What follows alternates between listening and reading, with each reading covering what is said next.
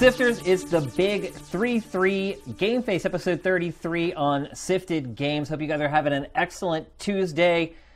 Today's show is going to be absolutely massive. It is... Buckle up, we might hit the 3-hour mark. It is. We've never loaded this many clips in for an episode of GameFace, ever. Obviously, tons of huge stuff have gone down since the last episode with the Game Awards and PlayStation Experience up in San Francisco. And we're going to talk about all of it. And we're not going to waste a lot of time with the intro this week, even though this is our last regular episode of GameFace for the year. It's a little bit sad, I think, Matt. We'll be back. Yeah, we'll definitely be back. But it's been a great year. Definitely a great year for GameFace. Definitely appreciate you guys always tuning in, especially the people who show up for our stream. It definitely makes the show feel more vital knowing that you guys are there to interact with. And definitely makes the end of the show much better than it would be without you guys. So yeah, everyone who's on the stream right now, we really appreciate it. You guys showing up every week. You guys are really dedicated, and it's really awesome. So thank you very much. I just want to say before we get into the show, for anyone who maybe missed last week's episode and who's watching this archived on Sifted, if you look right down here, there's an MP3 button in the player. And if you click that, you can right-click it and you can save the MP3, or you can just click it and listen to it in your web browser. But finally, we have the audio-only version of GameFace available for you guys. Also, Pactor Factor is going to has an audio component now as well. So if you guys want to take the show on your holiday travels with you, you can definitely do that. Just one more reminder before we get off onto the show. Thursday, Matt and I will be doing our Game of the Year episode of GameFace. So this isn't actually the last episode of the show, but it's the last normal episode of GameFace for 2015. So the remaining episode is weird. Yeah. Yep. So we're going to probably have about 10 to 15 awards to give away on Thursday. Again, that's just in 2 days. So faces. Yeah. We're going to come up with a couple fun awards, but we'll be doing the traditional stuff too. Like we'll do, some of the bigger genres, our favorite games for each genre. We don't want to loop around too much, because what I found doing awards at Game Trailers was a lot of times you have like best first-person shooter, and then you have like best graphics, and you have like Game of the Year. And at that point, if you've done all those other categories, you've kind of tipped your hand for Game of the Year.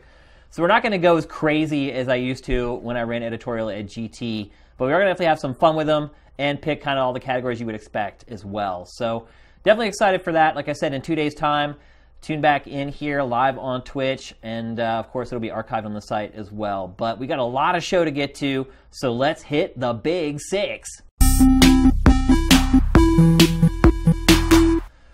So we talked about the Game Awards last week pretty extensively. We were both wrong on our picks for what we thought would be Game of the Year. I was surprised. Yeah.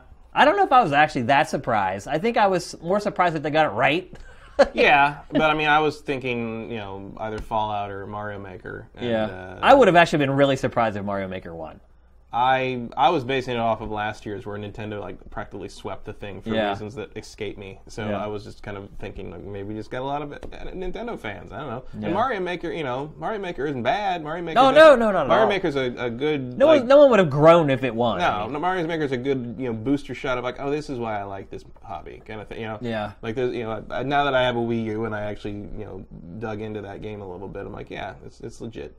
Yep. So before we actually start talking about the awards, we're going to talk about something that kind of happened the day before the awards. This was the most commented story on Sifted, curated story on Sifted over the last week. Obviously, our original shows got more comments than this. But so what happened was, like the day before the show, somebody raised a huge stink about the fact that there were only 2 women on the editorial panel for the Game Awards.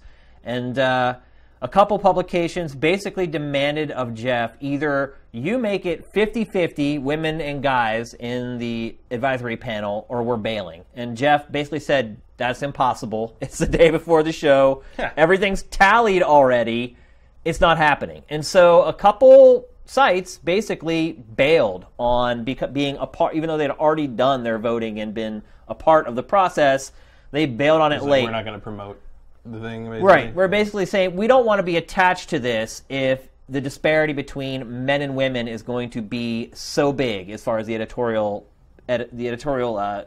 team is concerned, the people who actually vote on these awards. Now, there's some confusion because Jeff lists like some publishers as like a council or something, like an advisory council.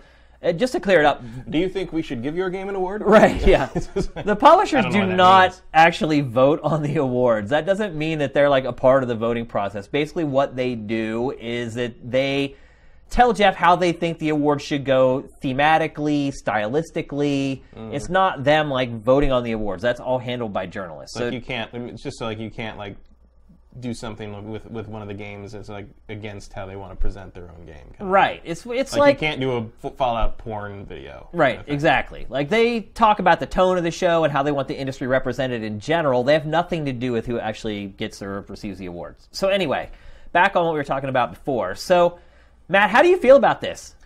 Well, I don't know. I mean, I'm a big advocate of women being part of gaming, but like because isn't like as far as I understand it, Criterion was he just gathered a bunch of editors in chief of major publications, and like that's who the panel was basically. And typically, just so you know, typically how it works, and I probably should have explained it because I was a part of the editorial committee for 7 or 8 years or something like that. It generally is just either the editor-in-chief of a site, and not every site is a part of it. Jeff kind of picks and chooses. We're not a part of it because obviously we're not big enough, and I guess he doesn't think we have enough influence at this point for me to be on it again.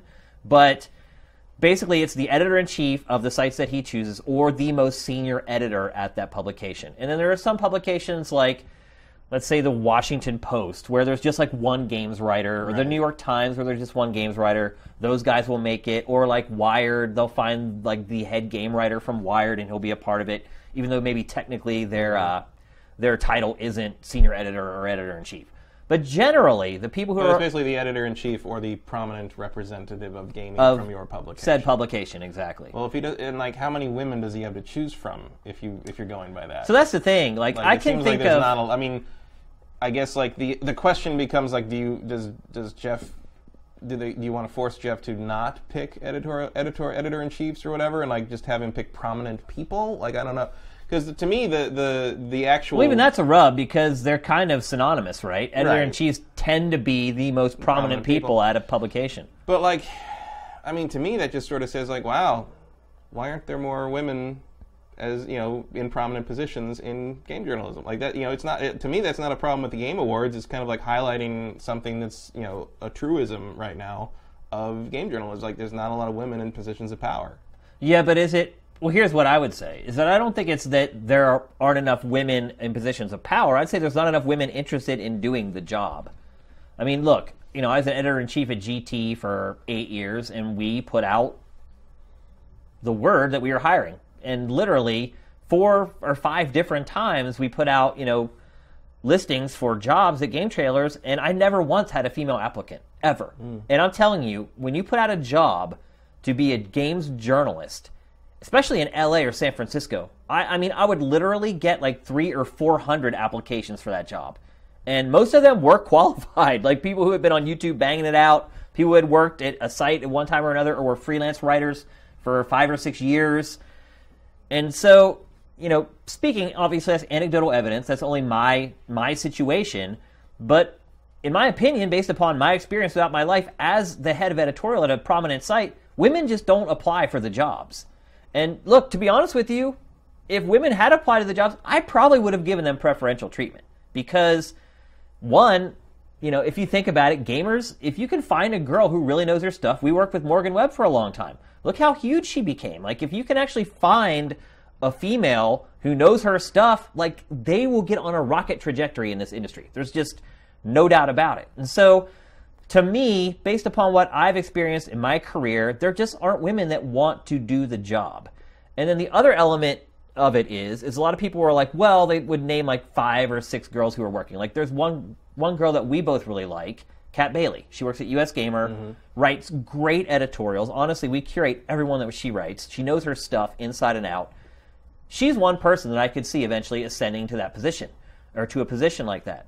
But most of the other girls in the industry are all associate editors, like foot-in-the-door positions. And so to tell Jeff, like, hey, like, you need to bring in this person who's green and has been working in this job for a year or less over somebody who's been in the industry for 15 years, has a lot more experience, then ultimately you're kind of sacrificing the quality of the awards a little bit. Now, one thing to keep in mind is that the panel's pretty big. It's almost 40 people, so one person's opinion isn't going to totally throw everything out of whack. But if you're looking to have the definitive awards, and let's face it, this award show is the definitive awards for our industry. I mean, some people argue the DICE Awards or GDC Awards, but the GDC Awards are the closest thing to like an equivalent of the Oscars, in the sense that it's chosen by the people who make the content. Right. And so, if you're the head of the definitive awards for an industry, you want to make sure you get it right, and you're getting informed opinions, voting on who ultimately wins these games. And I would argue that it's really hard to say somebody who's worked in a job for a year or less and just came out of college knows more than someone who's been a senior editor at a gaming website for 15 years and would be better qualified. And so I think at the end of the day, it's really like, who's most qualified to do this? And I think that's why and there were 2 girls. I mean, I'm actually surprised there were 2, to be honest with you. I think it's more of just like I don't think the call to action is like, hey, Jeff, like, just pick a bunch of girls and put them on the panel. I think the call to action is like, hey, like, this is something we should probably take a look at and really work on changing. If, I don't know if women are interested or not interested in doing it. I assume they are. Maybe a lot of the times women don't apply for jobs because they assume they won't get them because they're so male-dominated. But, like, what I'm saying is, like, I don't know. We don't really have a way to know that. Yeah. But, like, what I'm saying is, like, to me, this is like, hey, let's take a look at this and see, like, hey, maybe we need to, over time, this is something that could change if, there are women who want to do that job, if there are women qualified to do that job. Like, there's no reason not to seek them out, not to try to have that be a thing. Because I think it was, it's been a boys' club for a long time, in part because video games were pushed towards boys as a boys' toy from the mid-'80s on. People forget that before the NES, video games were all were advertised very much as a family activity. Right. Oh, for sure. All those old like Atari ads and it's all the whole family playing and looking like they just hit Yahtzee on the box cover. Well, they don't even show people playing games in video game commercials anymore. It's just the game. That's all they show. But like it's you remember like the old days when they'd show people playing the games. It was like, they were like board game commercials. Right. So the original game systems were like board game commercials because they didn't know any other way to advertise them. And then when they had to move them out of the electronics section and into the toy section with the NES after the crash, like they basically toy sections were segregated by gender, so they had to pick one, which doesn't happen anymore. And they picked boys. So it became a boys' toy. Well, I think the other thing too is I think like, and also I think we talked about this before the show, but like you and I think people like you and I grew up reading game reviews. Like I read VG and CE and GamePro and EGM and all those old magazines when they were first being made. So to me, I've got that's like a thing that like I used to read when I was like 10 and be like, wow, I want to do that. Like I want to be I want to be like Andy Eddy. I want to be like Russell DeMaria. I want to be like these guys who write these reviews. And to this day, like it's exciting to me that Andy Eddy will talk to me, like and like because he was one of my writing heroes. And like I don't know, because it was such a boys' club for so long, that the hobby, like I don't know how many girls aspire to be the top of a game journalism outlet. Maybe they are more of a for me, it was also the same thing. I don't know if I would want an editor-in-chief job necessarily. That's a hard job. I kind of enjoy being sort of doing the fun work, doing doing the part of the job that's like way better than having a real job. You know what I mean? So, what's the solution to this, though? And you're right. I will agree with you. It does kind of shine light on something that I don't even know if it's an issue. It's just there's definitely a disparity there. It's a disparity. It's a reality. I don't know. I mean, it's an issue in the sense that because it's an issue in the sense that I wish it was more even. But at the same time, if what you say is true, like I don't want to start forcing women to do jobs they don't want to do. Right? But if they want to, then it should be certainly considered, and not just because women can become very popular in this industry, because like that's a voice we need right now. And the one thing I will say is that we both. Here's one thing I do want to bring up is that you see all these stats that say women make up 48% of gamers. Like, okay, if you just talk about interacting with a game, sure, but when you're talking about our segment of video games, that is total bullshit. It's probably not. It's probably more disparate, I think. I would say my mom plays 80-20. Like I think it's more than that. Really? I think, dude, have you been to like E3 recently? No. You mean it would be like 90-10 or like? No, I think it would be more like 70-30. Maybe, really? Maybe 65-35. Oh, I completely disagree with that. No question. Oh, no way. They're counting all the people that play Candy Crush, like my mom. They're counting some of that, but at the same time, you understand that like everyone plays video games under a certain age now. Like my niece's Christmas list she's a 7-year-old girl. It's nothing but fucking DS games on her list. Like all she wants are video games. And all my female relatives don't touch games at all. No, and they range from 3 years old to 21, and not a single female will touch a game. And they make fun of their brothers who do play games and think they're silly for wasting their time. That's very odd. Demographically speaking, it has been determined by a couple of studies, not a lot, because most people don't fucking care about this. But so you think Fallout 4, of 10 copies sold, at least 3 of those went to a woman? I'll tell you this, that's the ratio of people playing it on my Xbox friends list. Really? There are more women on my Xbox friends list playing Fallout than men. No question. I have 4 women on my entire friends list out of however many I've got. I have a lot more than that. How? I don't know. I think you're wrong on this one, Matt. I don't. I think all those numbers are inflated by people playing Solitaire and Farmville. I think that is certainly true. I mean, my mom plays her DS more than I play my DS because she plays like card games, and I'm sure that's absolutely true, especially over a certain age. But once you get like into there's a whole generation that grew up with no difference between playing video games and not playing. But it's not weird to someone who grew up around. Well, Pokemon. It's not as big of a stigma as. And I'll tell you this much: the best first-person shooter player I know is a woman.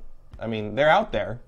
Well, for sure. I'm not saying they're not out there. I just think that those numbers that are tossed around aren't accurate. Oh no, I think they're definitely inflated, and I think they're counting like the party game, card game, especially years ago. I mean, when even up to 10 years ago, there would be that report about that. But I think they're counting people who play online poker and stuff like that. But I think they're counting people who play Words with Friends, and they're counting people who play all mobile games.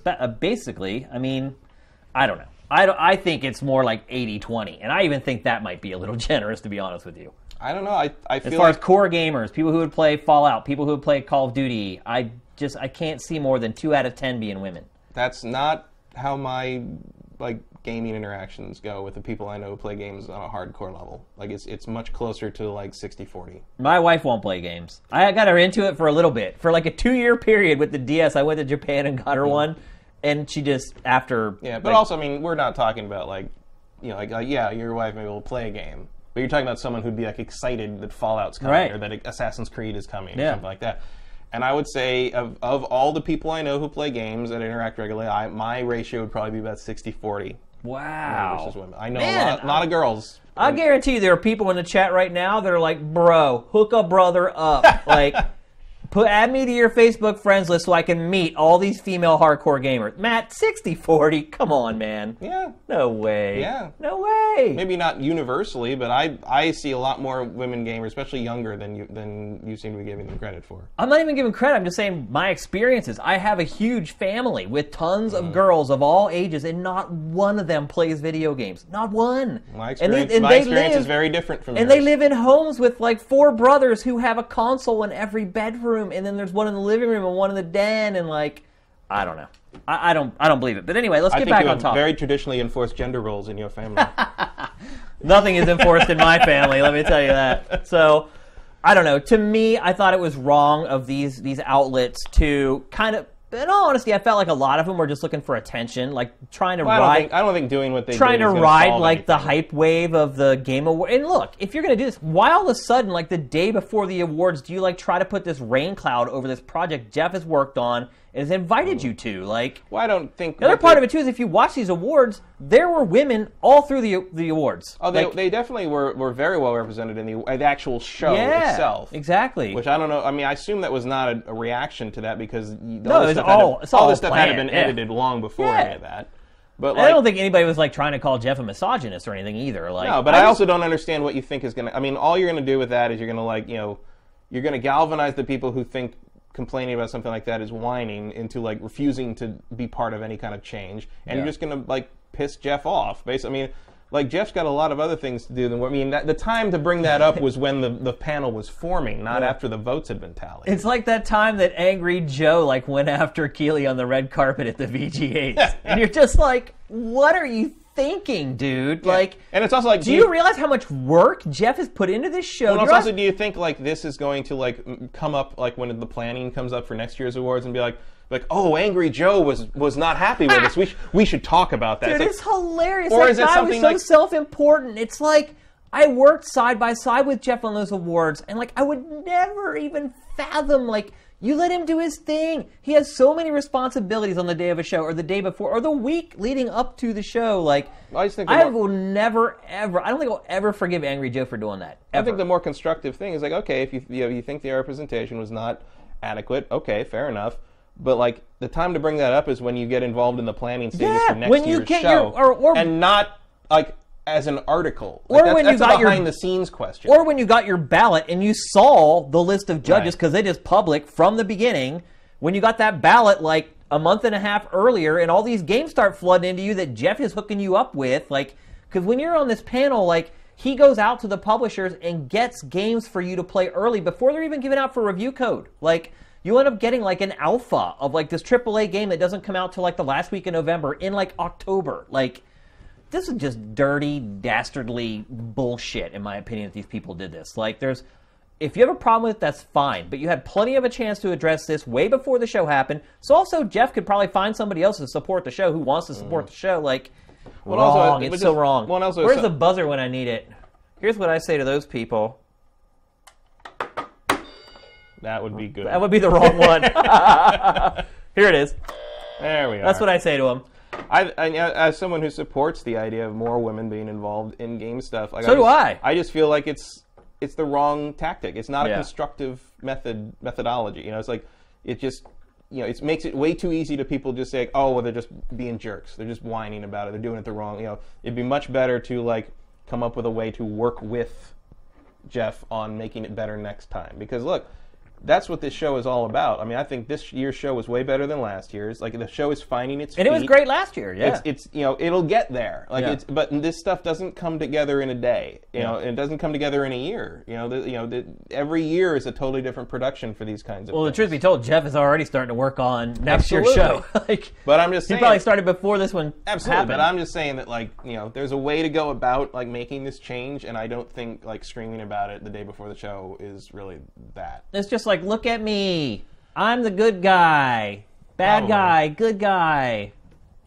Anyway, let's talk about the actual show, because we have a lot to get to. Let's talk first, obviously, about the biggest story from the actual show, which was Konami blocked Kojima from attending to and accept an award. I don't know if you watched this week's Pactor Factor, but Pactor actually responded to a question about it this week. And his contention was that that's Konami's award. And if it were like for best director or something that was specific to Kojima, then Konami doesn't really have a leg to stand on as far as telling him not to go. But contractually, and what Konami has probably agreed on with Kojima, that game is Konami's property. And since it was winning something as a game and it wasn't a personal award just for Kojima, that Konami was in the right to do it, and while at the same time he said, obviously for PR reasons, it was a terrible decision and really stupid, and they should have let him accept the award. At the end of the day, they really technically didn't do anything wrong. Oh yeah, well that's true. I mean, it's just like people don't always understand how the credit works in that regard, and they do own that game. I mean, whether we think of it as a Kojima game, but they still put the money up. They still that's because it says all over it, right? Hideo Kojima game. But it's like if a movie wins Best Director, the director gets up and accepts the award. If the movie wins Best Picture, the producers get up and accept the award. Yeah. And if the director's a producer, he'll go up too. And sometimes they'll let the director come up for the credit, but only the producers are given that award. I'm wondering if there's a little bit of this petty element too, where Konami is like, why are his games always plastered with like, and I mean, the Phantom Pain, it was really bad, dude. Like, he literally reminded you that it was quote unquote his game, like over and over. But it's been that way for. I mean, this was the worst one by far. It was. Peace remember how they did like the credits like in between every mission? Oh yeah. And every time it said Hideo Kojima game. I did wonder while I was playing that. I was like, was this put in after you knew this was all coming down around you? And so I'm wondering if Konami people over and over. Yeah. And so I'm wondering if Konami's being petty and they're like, you know what? You always try to tell people these are your games, but we're actually the ones who put up like the $100 billion to make these games. Maybe. I mean, look, Konami I think that's an ongoing has shown that it is petty. Like, it is shown it's petty. So it wouldn't surprise me if this was like the final like twist of the knife where they're like, oh yeah, well, you know what? We do have power to kind of get the last word in this whole thing. And I think we can both agree it's pathetic. Oh yeah, I hope one day we find out all the details behind this whole thing. Well, what they'll do is they'll say, if they fired him or whatever, however they separate, and they give him his payout, he'll have to sign paperwork that says, I can't talk about this in perpetuity. And if he... But they can't get everybody. He's also so rich, it's like he could actually probably say, screw your severance package and not sign the deal anyway. It's not like he needs the money, so... Does he? I don't think he is particularly rich. I think he is definitely rich. Because wasn't the whole thing that he just got a salary the whole time? He didn't get a cut of any of the sales. Yeah, but I think I was talking to Pactor about it, and he said that the salary that he was likely getting, Kojima's not an idiot. Right. And so, basically what Pactor told me was that the salary that he was likely getting ultimately probably worked out for the better for him in the long run, and it gave him security, and he didn't have to rely on Metacritic scores for his pay and that type of thing. And I mean, let's be honest, at the very least, the man's making $500,000 a year. At the very least. And he's been doing it for 30 years. That's a lot of money. With wise investment, I'm sure he's comfortable. Yeah, look, I'm not talking like Bill Gates rich. He's a multimillionaire. If you're a multimillionaire, you can say screw you to a $200,000 severance package. If you think ultimately you would want to be able to tell your tale and get the truth out there, which again is something I can see him doing. Yeah, Kojima, I would probably believe would want to tell that tale someday. Hell, I would expect that to kind of be his next game, allegorically speaking. Could be. It's about a super soldier who develops video games. Yeah, gets removed from his unit forcibly, and then has to go rogue and start his own unit. And then eventually funded by his old fans. Right. And then eventually his new unit destroys the old unit. It's called Kick Soldier. Right. It very well could be. But yeah, really low down dirty on Konami's part. Honestly, this was his last chance to get recognition for the Metal Gear franchise. It's being essentially taken away from him at this point. He built it. Oh, no, essentially about it. Yeah, it is being taken away from him. So... just really petty, really dirty. And I think, at this point, Konami knows it's not really making a lot of games like this in the future. It did say it's still making Metal Gear, which I don't even know why. Well, it's got its Metal Gear Pachinko coming up. Right.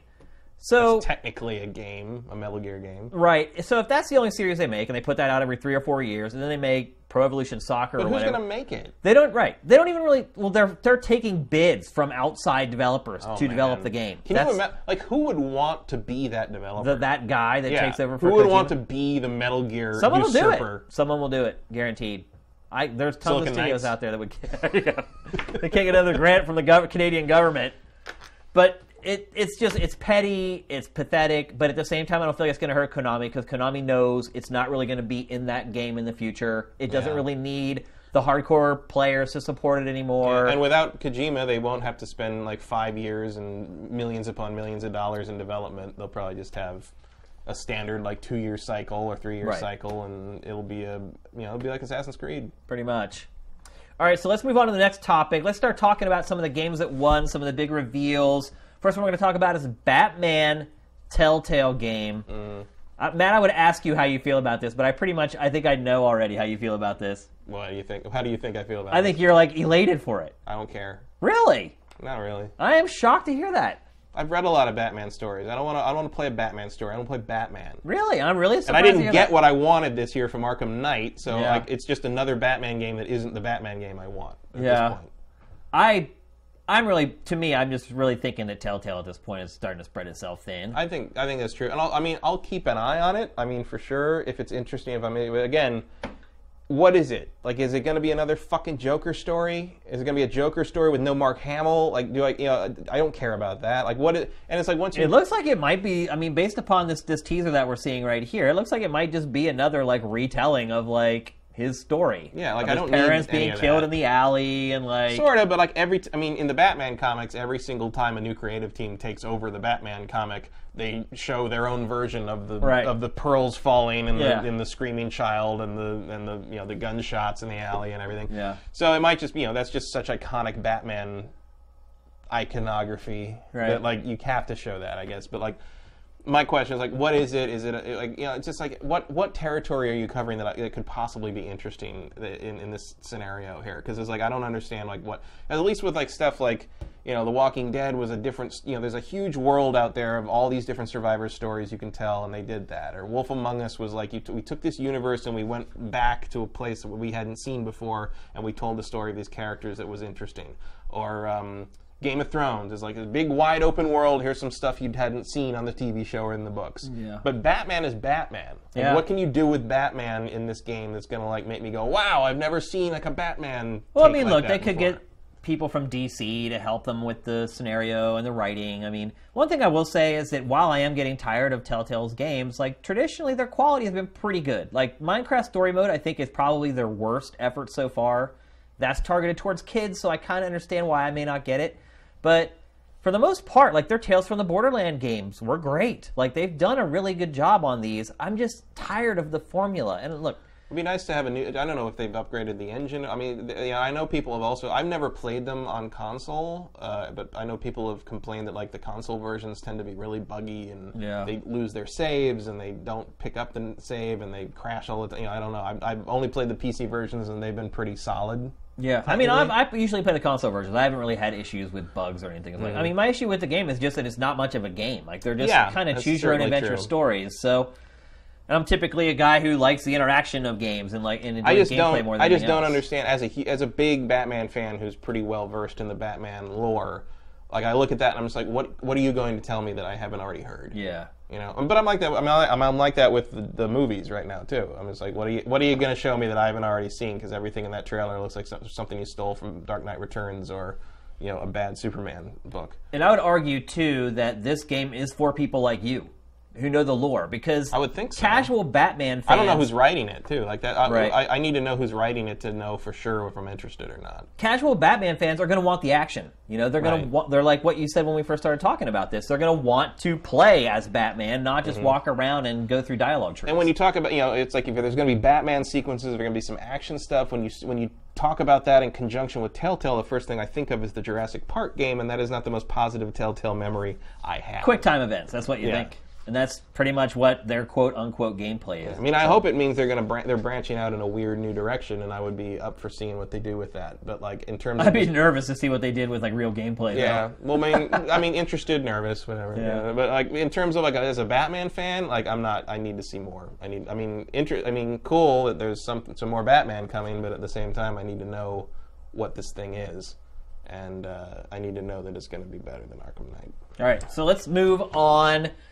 Her Story, a game that won a couple of awards. I think, to me personally, the awards that this game won were probably some of the most surprising awards given away at the show. It was performance and narrative? Yep.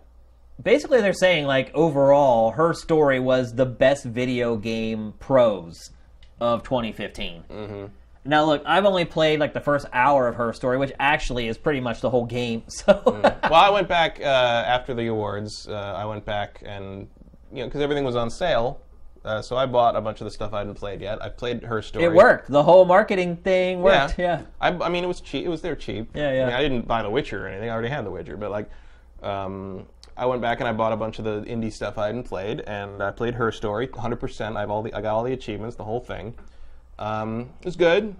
I mean, here's the thing. Like, did it tell me a more compelling story than, like, a lot of other games I could name this year? No. No, it didn't. Like, it actually told me something that, like, if you've seen 4 episodes of Law & Order, you're going to call what it is. Right. And actually, for me, it was weird because, like, the way it works, if you haven't played it, is, like, you basically have, like, the conceit is that you're at a computer terminal at a police station or something, and you can like basically search their old video records from the early 90s with search terms, and it'll pop up these little video clips of these interviews with this woman whose husband was murdered. And so like the search term it gives you at first was murder. And I looked at that, I looked at the videos, okay, and they're all out of order. It's like a bunch of different interviews, and they're all completely out of order. And so you have to, but they're all transcribed, so you can put in a search term, and it'll pull up the videos in which that word is said, or you can like search term what that term is said. And the second term I picked brought up the video where she explains what happened. And I didn't think it was a weird second pick. Yeah. Like, I'm not going to say anything about, because any information You didn't about feel this like game you had jobbed the game or anything. No, it was just like it was like that was a very logical second question for Right. me in this situation. Yeah. And it brought up the thing where she explained what happened and the situation and who was involved and why it was the way it was, enough to the point I'm like, oh, well, this happened. Okay. I knew it was one of two things, and then the Right. rest of the game became me trying to guess what search terms would lead me to like the rest of the explanation Right. and how it unfolded. Yeah. And eventually I got there, but it was like a weirdly sort of, I mean, it is impressive that you can kind of piece that whole thing together out of like almost any order of clips they show you. Yeah. But the order I was shown the clips almost felt like it ruined it for me. It almost felt like it spoiled it, and I had to work backwards from it. Yeah. And I just felt it was a really kind of, I mean, it was a unique way to experience the story, but I didn't find the story to be particularly compelling in terms of like your true crime stuff. You know, I would agree with that 100%. And I don't want to share what I feel like should have won, because we want to save that for Thursday's Right. show. But yeah, I was a little surprised to see that it won. I think it's a very ambitious and cool project. Yeah, very unique. Yeah, and I can get behind her winning performance. Yeah. Because she does, I can't explain why I think this, because it would ruin the game if someone hasn't played it and wants Right. to play it. But like, a lot of what she does in the game is very good. Yeah. And like, all I would say is like, don't judge it by the trailers, because some of the trailers use some clips that are out of context and makes it look like she's not very good at what she's doing. Right. But that's not. I wouldn't by say design that's what's happening. is the best way to put it. Yeah, definitely judge it by playing it, and and it's also a different kind of performance. Everything else is a voice and motion capture performance, whereas this is an actual physical human being in front of a video camera performance, and I can see why that would have carry some weight with someone who sees game performances all the time, and all of a sudden here's this real person performing this thing, and I get it. That wouldn't necessarily be my pick of those nominees, but I wouldn't argue with their pick on that. It's legit. All right, so let's move on to the next game. What I would argue is the biggest reveal from the Game Awards this year would be the demo of Far Cry Primal. You think? I think so. Well, maybe not. We'll get to my. We'll get pick to the for other later. one. I think I know what you're talking about too. So they show like a huge chunk of gameplay. They really hadn't shown much of the gameplay from this game at all up until the Game Awards. They show off, one of the big things they showed off was animal taming.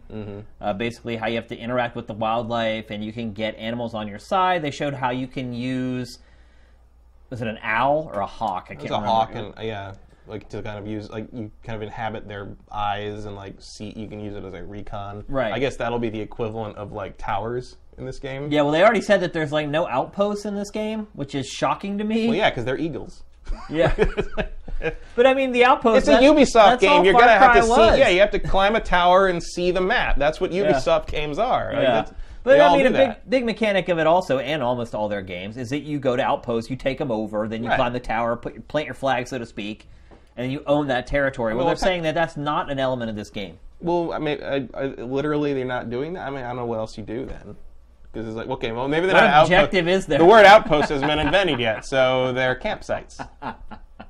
I think what they're saying is that like that's not what drives the game forward this time. Now that you've really It's more seen of a survival thing, maybe? right, now that you've seen a big chunk of Far Cry Primal, are you more or less excited for it? I think probably a little more. I like the taming idea. I want my own cave bear. Like I like the animal aspect of it. So yeah, that probably Which makes has me honestly more been a big part of the series for like a long time. I mean, I'm not gonna lie. Part of this game is sort of just like my hold me over until Horizon Zero Dawn comes out. Yeah. 'Cause that's the game of this type that I really want to play. Yeah. But no, I like what I see, and I love the Far Cry games. So like, yeah, I'm in. And here I'm he bored. is. Obviously, you see in the footage here he is taming the wolf. I don't think they said whether you can tame mammoths or not.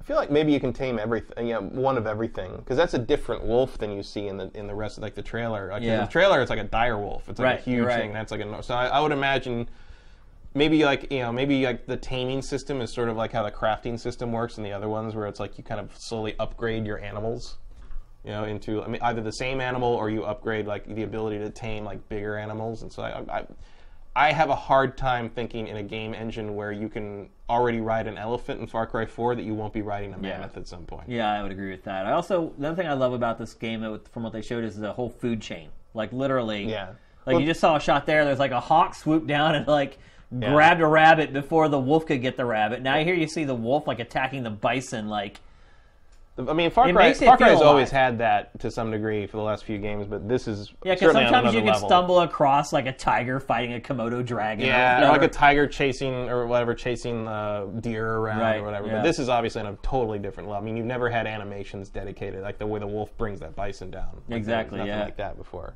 So yeah, and obviously the inventory is huge. Even though you only have a bow, it looks like they've made up for it in other ways. Yeah, look like a grappling hook. Yeah, exactly. I don't know how that's supposed to work.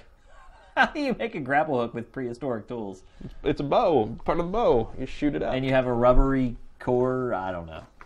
Now you're getting too... Yeah, just sometimes you just got to let it ride when you're talking about video games. So let's move on to the next one. There's so much to get to here. Quantum Break. They showed a new trailer for that. Introduced by Iceman. Yeah. I got to say, it seems like the hype level for this game is really low. I don't know why. I think the game looks awesome. I'm definitely concerned about the whole TV show, video game tie-in part of it. But what they've shown of the game to me looks pretty freaking awesome, man. It looks cool. I mean, it's just, I think it's like a situation where a lot of people are just like, well, yeah, but what is it? Right. I think people are just sort of waiting to see more detail, waiting to see like the Quantum Break equivalent of that video we just watched of Far Cry Primal. Basically. Yeah, and you're right. I would agree with that. It seems like they've done a terrible job of explaining exactly what the purpose of the game is. Yeah, I get the premise. The premise is cool. The effects are cool. The art design is great.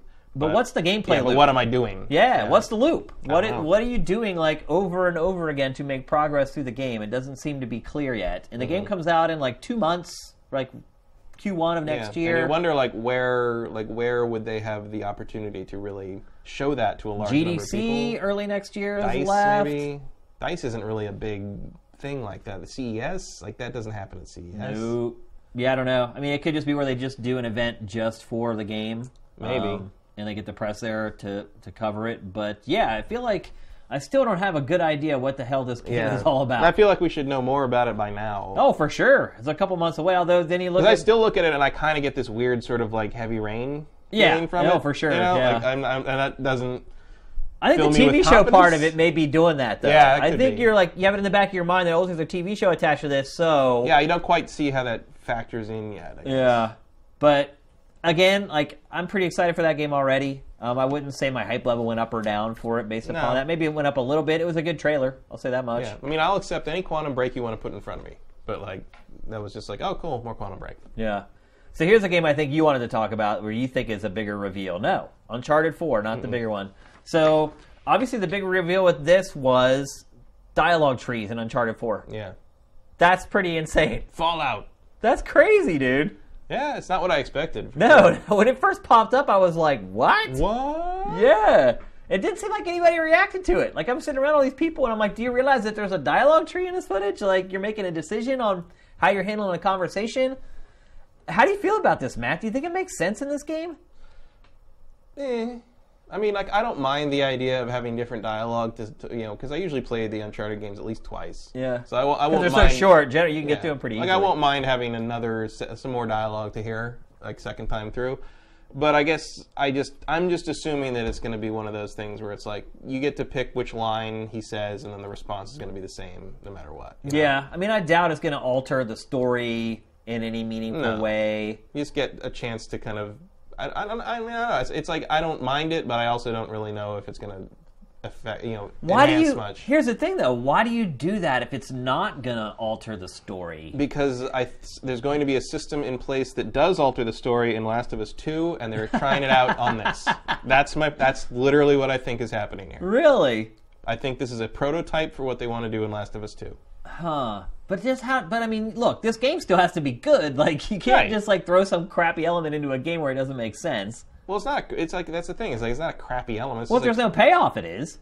If you're answering all these questions and trying to guide each conversation, hoping that those conversations ultimately culminate in some different outcome, and at the end of the day, it doesn't. I mean, I guess you could argue Fallout's that way. Yeah. Fallout 4. Most stuff is that way. Yeah. You're right. Come on. I mean, except for like adventure games. Adventure games seem to be the only genre that really kind of have there's some stuff that that really makes, but that's in games. In games that do that is a big focus of like Beyond Two Souls or something. There's a lot of different ways that can end. Yeah. But like that has to be a focus of the game. Life is Strange did a great job with does that. Yeah, or Telltale games. Whoever will remember this kind of thing. That factors in. But I feel like that is not something they're focusing on Uncharted 4. It's just like a way to, kind of bring you into the Drake character a little more. It'll be interesting to see, man. I don't know. Naughty Dog doesn't do shit for no reason. Like, they're very calculated. And so for them to show this a couple months before the game comes out, when all the big news circulating about the game right now is all around multiplayer and the multiplayer beta, I found it really curious. And I don't know. I would not be that surprised if there are branching story paths in this game. Be interesting. I don't see Naughty Dog as a developer that half-asses anything. I don't think they're half-assing it. I'm just saying, like, I think they're somewhat prototyping something that might show up in a later game with this, and they're doing it in a safe place because, even if the dialogue trees in Uncharted 4 like maybe don't pay off as well as we hoped, it's still fucking Uncharted 4. That's not really what we're there for. We're there to be dragged through the mud and thrown off train tracks. Which was kind of like my first point, like when I said, does it fit in this game? Because I don't know that I play an Uncharted game to like sit there and like think about responses. Because look, when I play these games, and maybe it's just me, sometimes when people ask me a question, I'll sit there for like 5 minutes, like thinking about what decision to make. I'll be like, well, here's the pros, here's the cons. What happens if I do this? And like usually it's all screwed up anyway, and like whatever I pick doesn't actually result in what I thought it was going to result in. But I don't know if I want to do that when I'm playing Uncharted. Like, I don't want to sit there and stare at the screen for 5 minutes thinking about what could possibly happen. Well, that's the thing, is I don't know if that's really going to be a factor in this. Because, like, the 3 choices you're shown in that video is just, like, which game story to start with. Yeah. Which of the previous 3 game stories to start with. And then it just trails off and it comes back and it's like, oh, he's inevitably told, his brother the story of the whole series so far. And, like... So if it's just stuff like that... I love how it did like the classic like movie thing where it like pans into the sky and then pans back down to show the passage. Well, see, that's the other thing is like, I mean, I don't know if it fits the game until I play the game, but my question is like, look, like this is, Uncharted has traditionally been a very cinematic game, and I don't know if I really should be able to choose what Drake says, because Drake That's what I'm isn't saying. me. Like, I've never felt like I'm Drake. I feel like I'm watching Drake. Exactly. That's what I'm saying. Like, I don't know that it fits, but we'll see. I have a lot of faith in Naughty Dog. Like, again, I don't think they put stuff in their games that's half-baked. Yeah, I'm sure they have a reason for it. Yeah. But, we need to see more, and we will very soon. All right, so let's move on to maybe this is what you think the big reveal was. This is what I think the big reveal was. Yes. That was the biggest thing of the night for me. Yeah, I mean, it was a big deal for me as well. I think I was a little disappointed when I found out it was like a Kickstarter. But it's Fig. It's a Fig. Finally, the Fig payoff. Well, Fig has kind of changed its stance over the last month. Like, now you don't have to be accredited to be a part of Fig, although it's now it's a little blurry how it works. Like, again, that was something that, and this is in a future episode of Pachter Factor, where someone asked a question about it, and this was brought up about how Fig works now and whether people who are unaccredited still make a profit if the game's successful. How do you get accredited? Basically, to be accredited, all it is financial requirements. You need X amount of dollars in the bank. You need X amount of income coming in. You need X amount of money in your retirement is basically what accredited is. So all it is they're saying, and I don't know if you've ever bought stock before, but if you ever buy stock from a stockbroker, they ask you that. They're like, how much do you have in the bank? How much do you have coming in? How much is in your 401k? Because basically they don't want you to come back and sue them. It's like with the whole financial crisis where the banks were giving loans to people for houses who shouldn't have got loans for houses. And so now that you have to cover your butt and say, well, we did our due diligence, this person had plenty of money to cover this investment, so to speak, it wasn't going to ruin his life, because there are laws to protect people from doing that, from being swindled or whatever. So that's what it is. It's not like you have to go take a test or something like that, or it's just basically you're financially stable enough to support the investment that you're making is all it is. So I was a little disappointed to see this crowdfunding, but it looks like it's going to make it because it made $2 million over the weekend. And it was a $3 million goal, which to me seems way low. Well, they address that in the description of it, where they talk about, yes, that's way too little, but there's there's steps to go beyond that. This is their first step in terms of securing funding, and this is like the Shenmue thing. It's like they've got other sources. They're looking for basically quote unquote proof of concept, proof of interest. Yeah. I mean, I haven't done it yet, but I will probably jump in on that. I mean, but the other thing is people's like, oh my God, Psychonauts 2. It's like, yeah, but it's like being kickstarted right now, which means like I'll see you in 2018 if we're lucky. Well, the first Psychonauts only sold a couple 100,000 copies. Yeah. And then they re-released it. They got the rights back for the game in 2011, I think it was. It's about when it hit Steam and everything. Right, and then they re-released it. And I think since then it actually has sold more than it did in its original run. I wouldn't be surprised. Which still, only puts it at 500,000 sales. Well, again, it's a very niche game, but it's I honestly don't know why it was so niche. Like, it was just a great game. Like, I don't feel like you had to be a particular kind of person to enjoy it or anything. I think it's just it was not widely advertised. It wasn't saturatedly advertised. Was that Majesco? Yeah. Yeah, like they didn't have the Their marketing budget wasn't huge to throw that out there. It traveled a lot on word of mouth, and I think a lot of people look at that game's art style and like it's kind of gross. To me it looks like it reminds me of Tim Burton. I think it's like a Tim Burton-esque thing, and I think it's appealing. And then but also, like, just looking at the the marketing material for the first game, you wouldn't think that it's like one of the most inventive and funny like platformers ever made. It's like, well, until you realize Tim Schafer worked on it, and pretty much everything he does is funny. But no one knows who Tim Schafer is outside of the people who already bought that game. Right.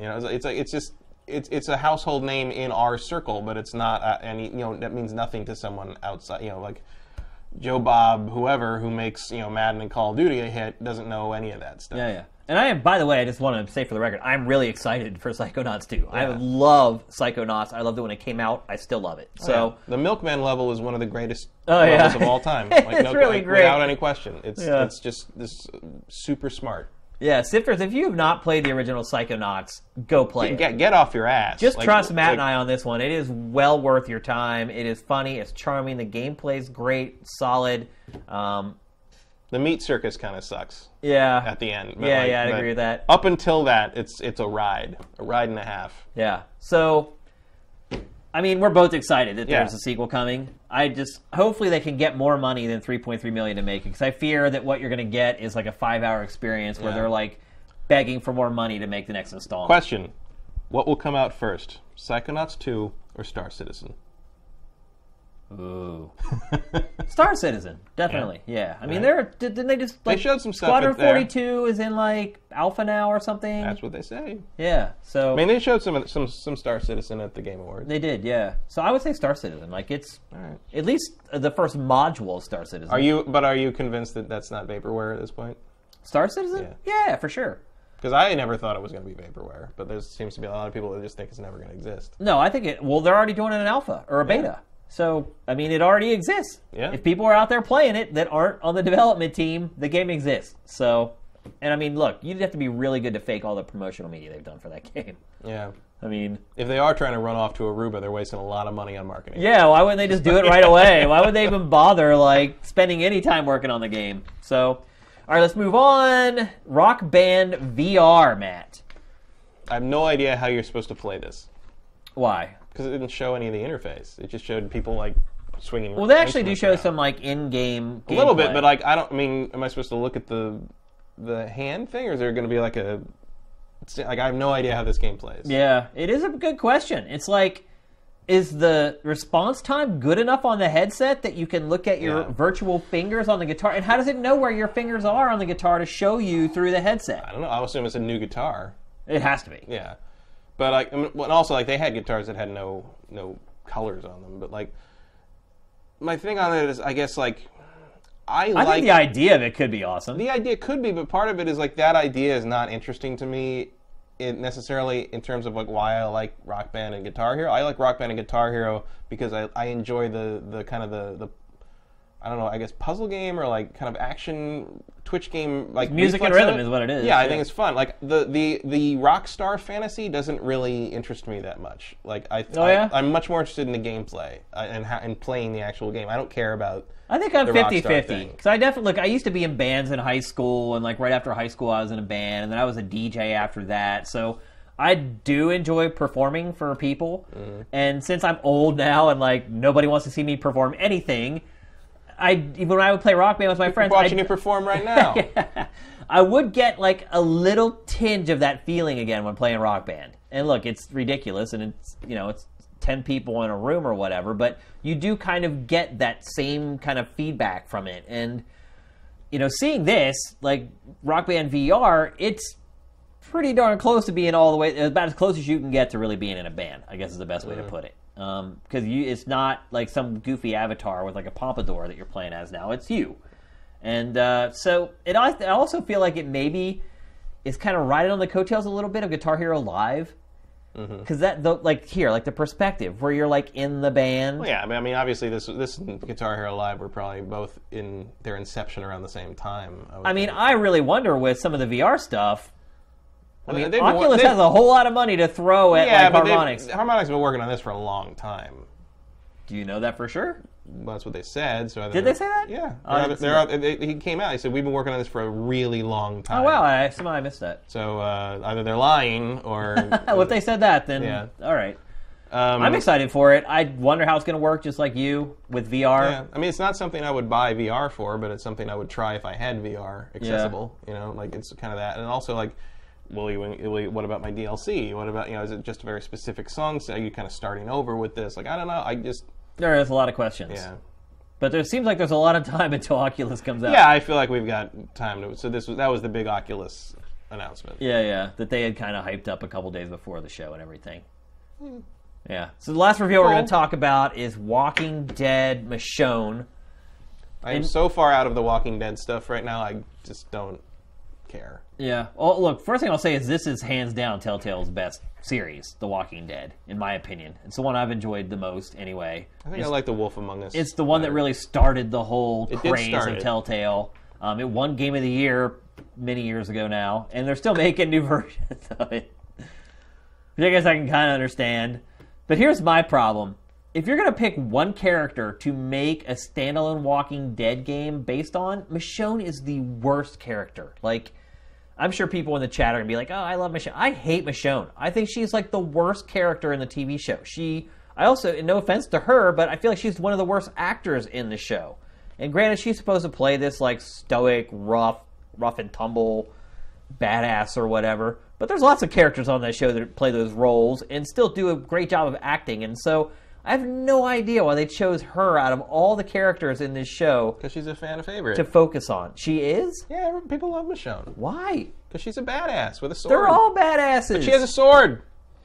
I haven't watched the show. Foosh, right, I haven't watched the show since like early season 3 because I'm a fan of the comics and I think the show fucks it up completely. No, see, I've never read the comics. So. Comics are fantastic. The comics are great. And she's great in the comics. I mean, does she live on like longer than a lot of people? Maybe. Oh yeah.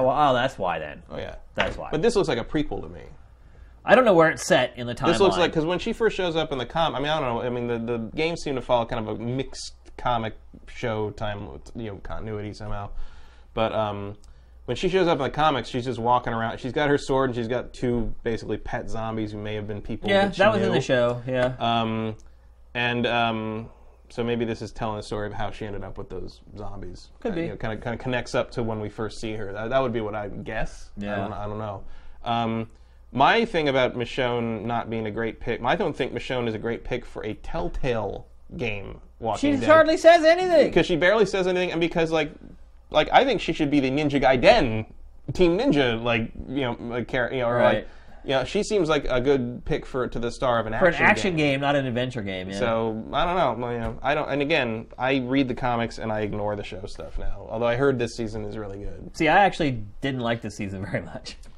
But see, I liked the season on the farm, and everybody else hated it. So everyone's got their own thing. You're not in touch with the fandom on this one. Yeah. I think, but yeah, no, Michonne, as far as I know, is a big fan favorite because she's a badass with a sword. That's all it takes, I guess.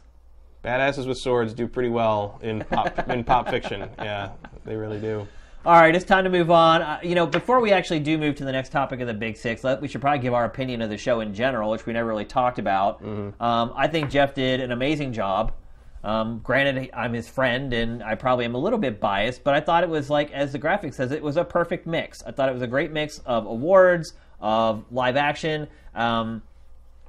I felt like, maybe some of the marketing was a little heavy-handed. Like the whole... It's always going to be. It is always going to be. Though. I mean, it's just not... But, like the Star Wars Battlefront stuff backstage. Yeah, especially since it was obvious they were just playing battle mode, not online, I don't think. I didn't think that looked like it was an actual online game they were playing behind them. And you could tell some of the people, like, some of them were all into it. I'm glad John Vignocchi showed up and handed over a new Disney Infinity figure to her. It was...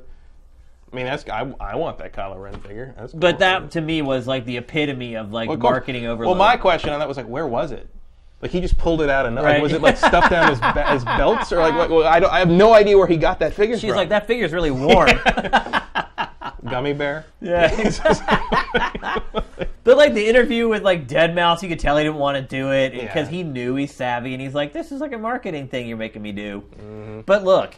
I'm glad he has sponsors because hopefully he gets more for next year so that the show can keep going. Because otherwise, churches were great. The whole dedication to Iwata was great. Mm-hmm. The song that they did for him was great. Reggie's eulogy was amazing. I actually got misty-eyed during that, got a little choked up. Like, I just thought, I never forget that one of the things people watch the Oscars for every year is the in memoriam. Right, exactly. Yeah. I wonder if Jeff will end up doing that someday. I think eventually, I think the industry has been too young for that. Right. You're going to start hitting a point in the next 10, 15 years where there are going to be enough. A lot of people passing every year. Yeah. And the in memoriam montage of the Oscars covers cinematographers, costume designers, art directors, and people that you wouldn't, not major big stars everyone's heard of, but it's like, you sometimes you see that name, you're like, oh, the costume designer for like Sound of Music or whatever. It's like, oh my god, these people that like were integral parts of these things you love so much that you never even knew their names, but now they're gone. And like we should acknowledge that. And I think that's going to start happening more and more in the game industry. And I don't think I don't think it would be out of place to do that in one of these shows. And maybe not Game Awards, maybe GDC Awards. I don't know who's got the jurisdiction on that. Yeah. But I think that's going to become a question soon. Yeah, I never found myself like checking my cell phone to see what time it was. Like everything moved along at a good clip. There was no commercial breaks. The commercials were basically just trailers that would have been a part of like the show last year.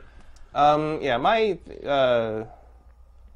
criticisms would be more from a production standpoint. I mean, I think it's an amazing show that they got pulled together, and it all worked very well for the most part.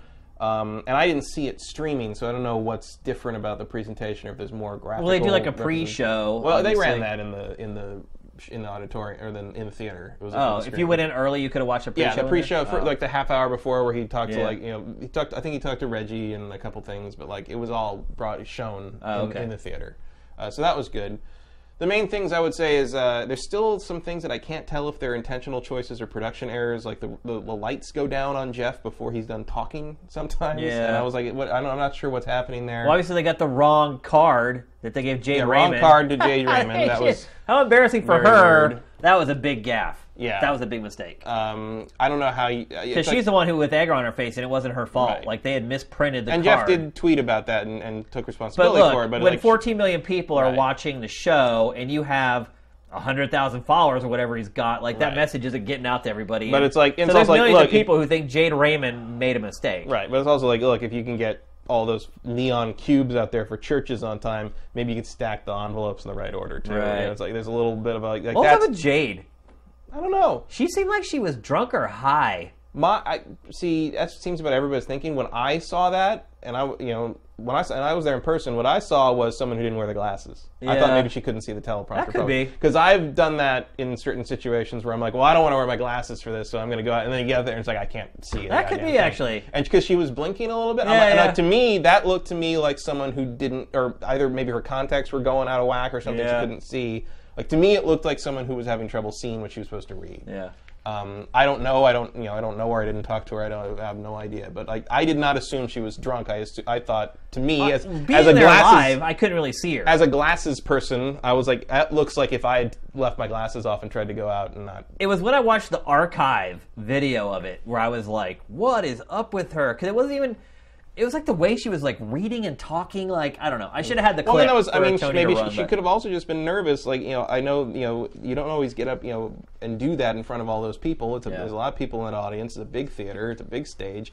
Lights are everywhere. And the other thing is, like, she clearly had a scripted joke about David Hayter to read, but because Kojima didn't show up, Kiefer Sutherland accepted that award on his behalf, so she had to make a joke about David Hayter being better than Kiefer Sutherland as Kiefer Sutherland was leaving the fucking stage, really which is probably not how that was scripted. Yeah. So, they could have rewritten the joke. They could have, but I don't know if they even knew when they knew Kojima wasn't coming in. Right. Who knows? And maybe they didn't even think about that. Yeah. When you get into the production on these big shows, it's easy to forget what's bumping up against each other. That is.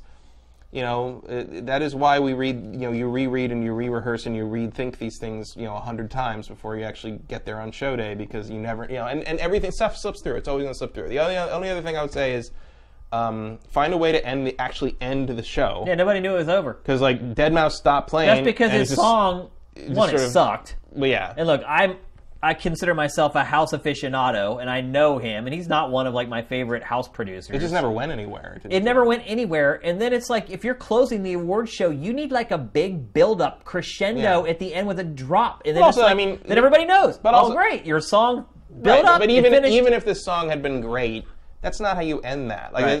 Jeff has to come back out and say, all right, thanks. This thanks is it. For coming. Check it. Go out there and check out these. The host needs to close it out. Even in the Oscars and whatever. I know we don't want to always use the Oscars and stuff as a template for these things, and we need to make our own thing. But that's just how you host a show. It is. It's the final thing happens, and then even if Picture, while he's still playing, he comes out and is like, thanks people. Yeah. Thanks for everything. Everything's. I'll see you on whatever. Go to the after party. Go to whatever. Yeah.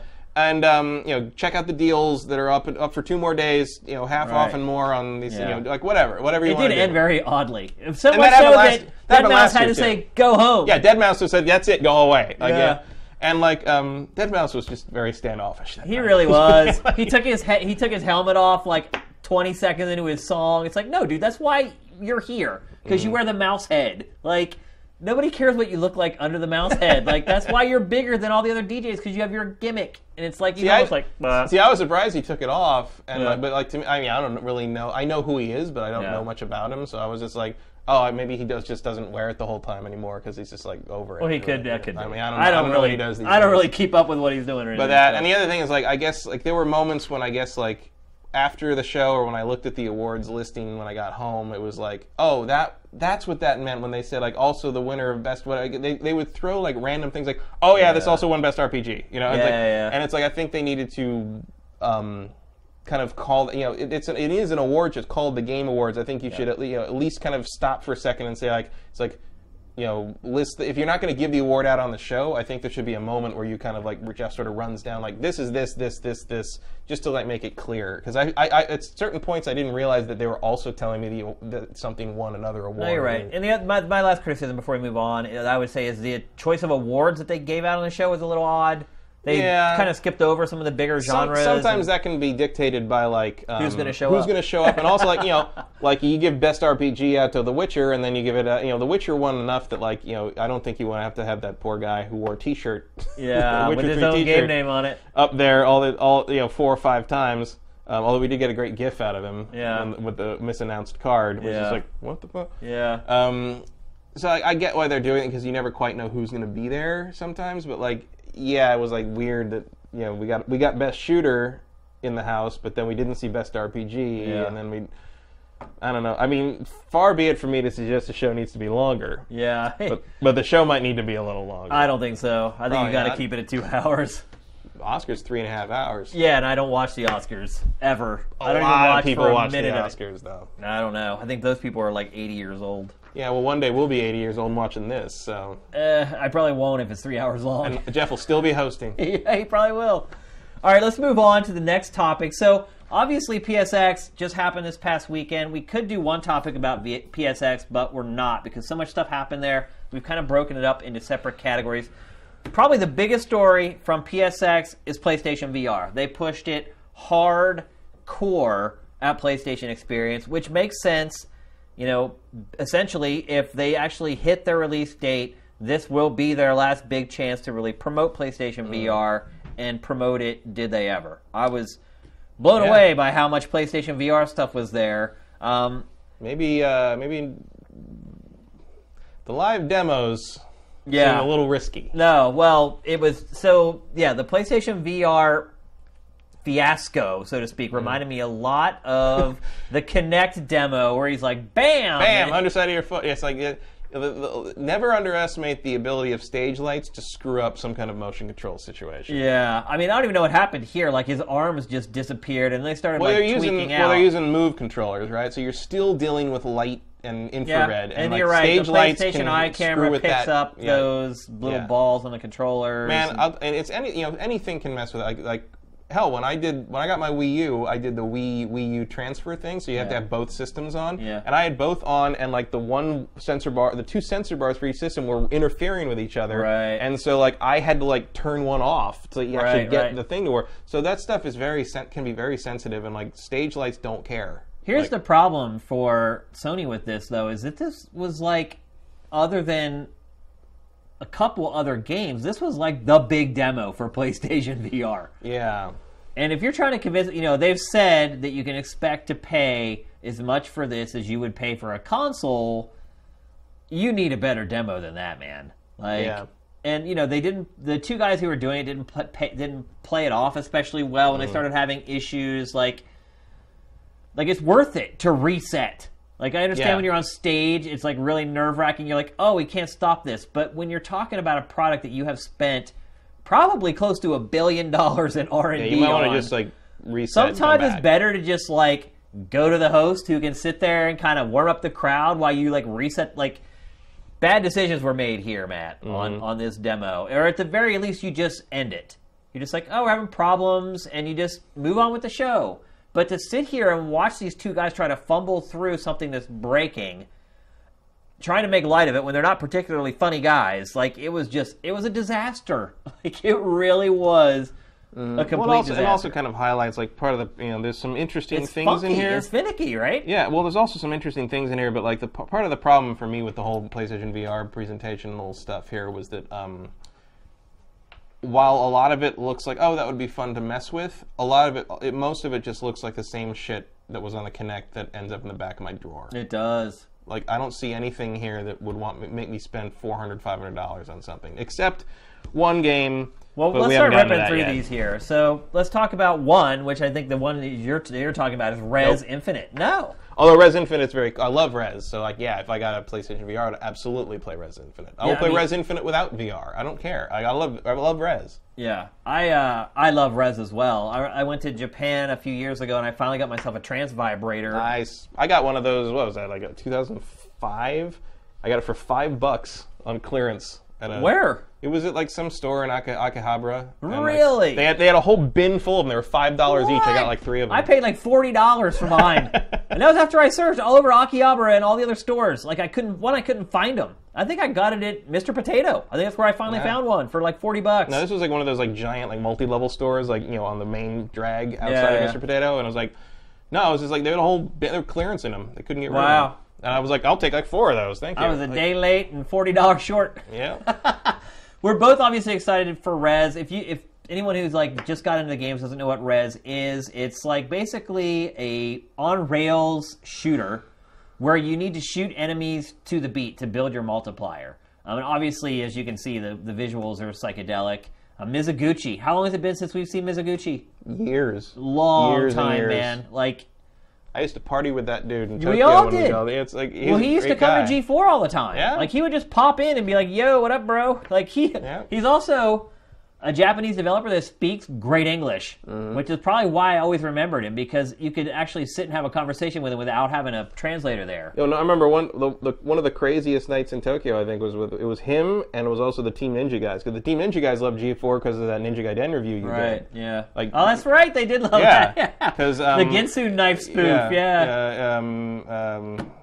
oh yeah, no, I can't remember the guy. Itagaki? Itagaki used to keep a video of that video on his phone so he could watch it whenever he wanted. That's so funny. And like, they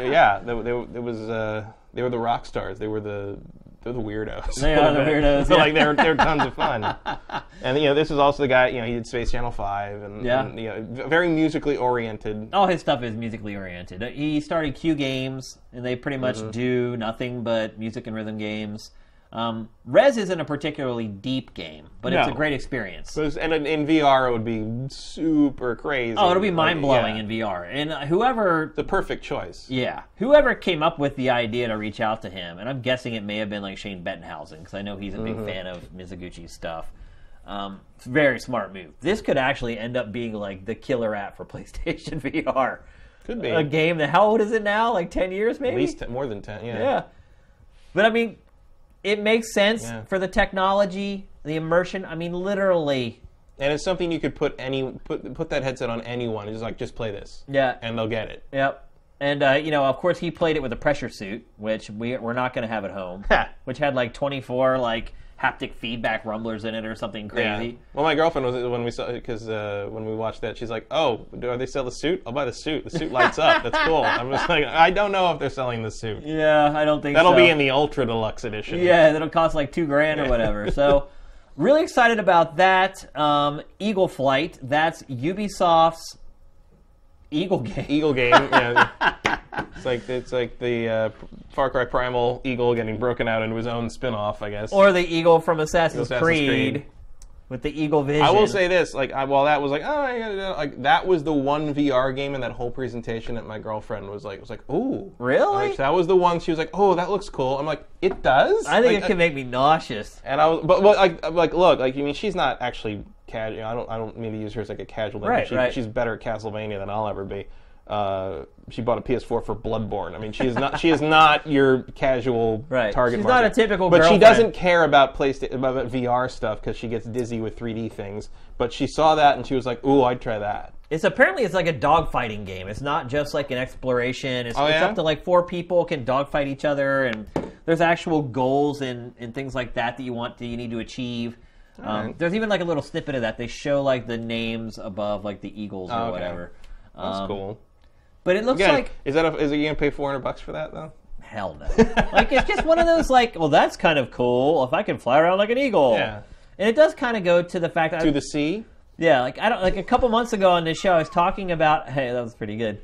I was talking about how VR can kind of reset the whole industry. Because things that are so simple in regular games now can become completely compelling in VR. And, like, just flying around could be... pretty exciting in VR. But they also don't demo. It's like these demos are also kind of hard to look at in the sense that like a lot of these are PlayStation 2 graphics, in places. And it's like, well, like you have to sell the experience over the look. Like you can't, because I can easily see someone looking at something like that and be like, well, why would I play that when I can play like Far Cry Primal or The Witcher and it looks great? And it's like, well, because you're not getting the experience out of it. But at the same time, I can argue that, but I can also be like, should I pay $500 for it? Well, this game graphically looks pretty good. It doesn't look bad. We're going to get to some of those games you were talking about here in a minute. Psychonauts in the Rhombus of Ruin.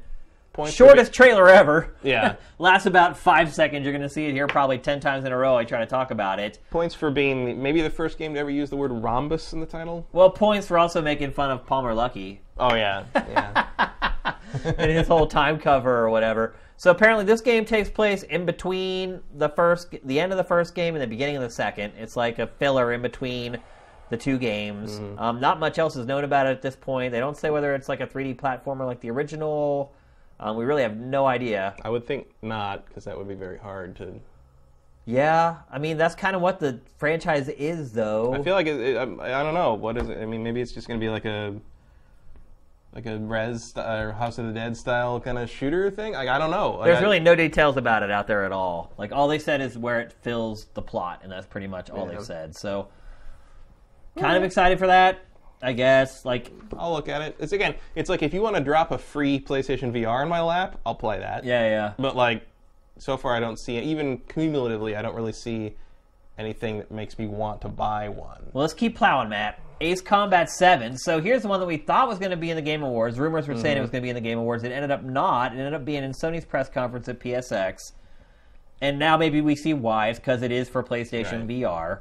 This game probably will make me vomit when I play it. This is my of all the PlayStation VR stuff shown, this is the one that I'm most excited about. But again, you can play it without the VR, so it's again. Will you play it with or without?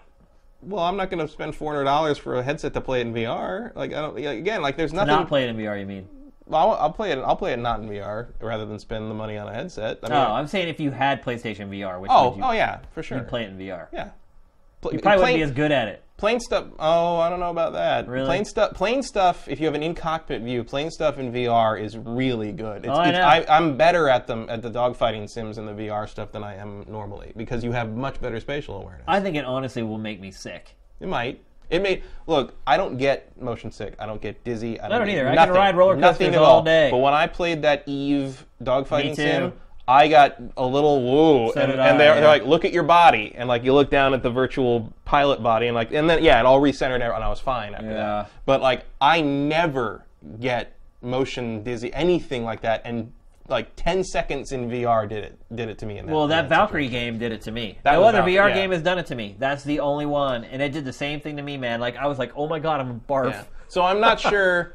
Like, I didn't feel nauseous, but I felt like just my head spun. I was just like, I have no idea where I am. I don't know. I have no sense of orientation. So I am wondering, like, if Ace Combat would be different because you'd have a sky and a ground. Whereas, like, the reason I got so dizzy in Valkyrie was it's just a big space ball. You know, Right. it's just like a big, open of wide field. reference. There's There's no ground to no look at. orientation. Yeah. So I think that's what happened. But I think in an atmospheric game, I wouldn't feel like that as much. But again, Res is a great choice. This is a great choice because in cockpit stuff, driving or flying, and like kind of that virtual reality floaty thing, I think those are both kind of the easiest gateways into the VR thing. I think they're saying this is going back to like a fictional universe again, whereas the last couple games tried to be in like the real world or whatever. Well, 6 didn't, Vaguely. but Infinity did. Yeah. Infinity did.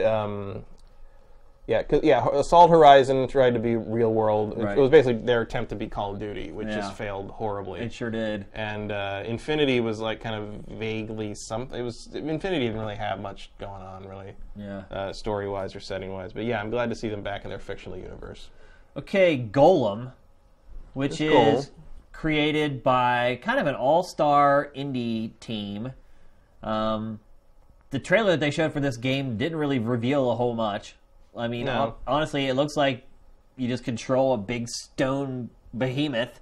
Yeah, it's a golem, right? It sure is. And I mean, it's like there's I love how they fake break out. the third wall too, and how there's a character kind Fourth of wall. doing VR, fourth wall, doing VR in the game.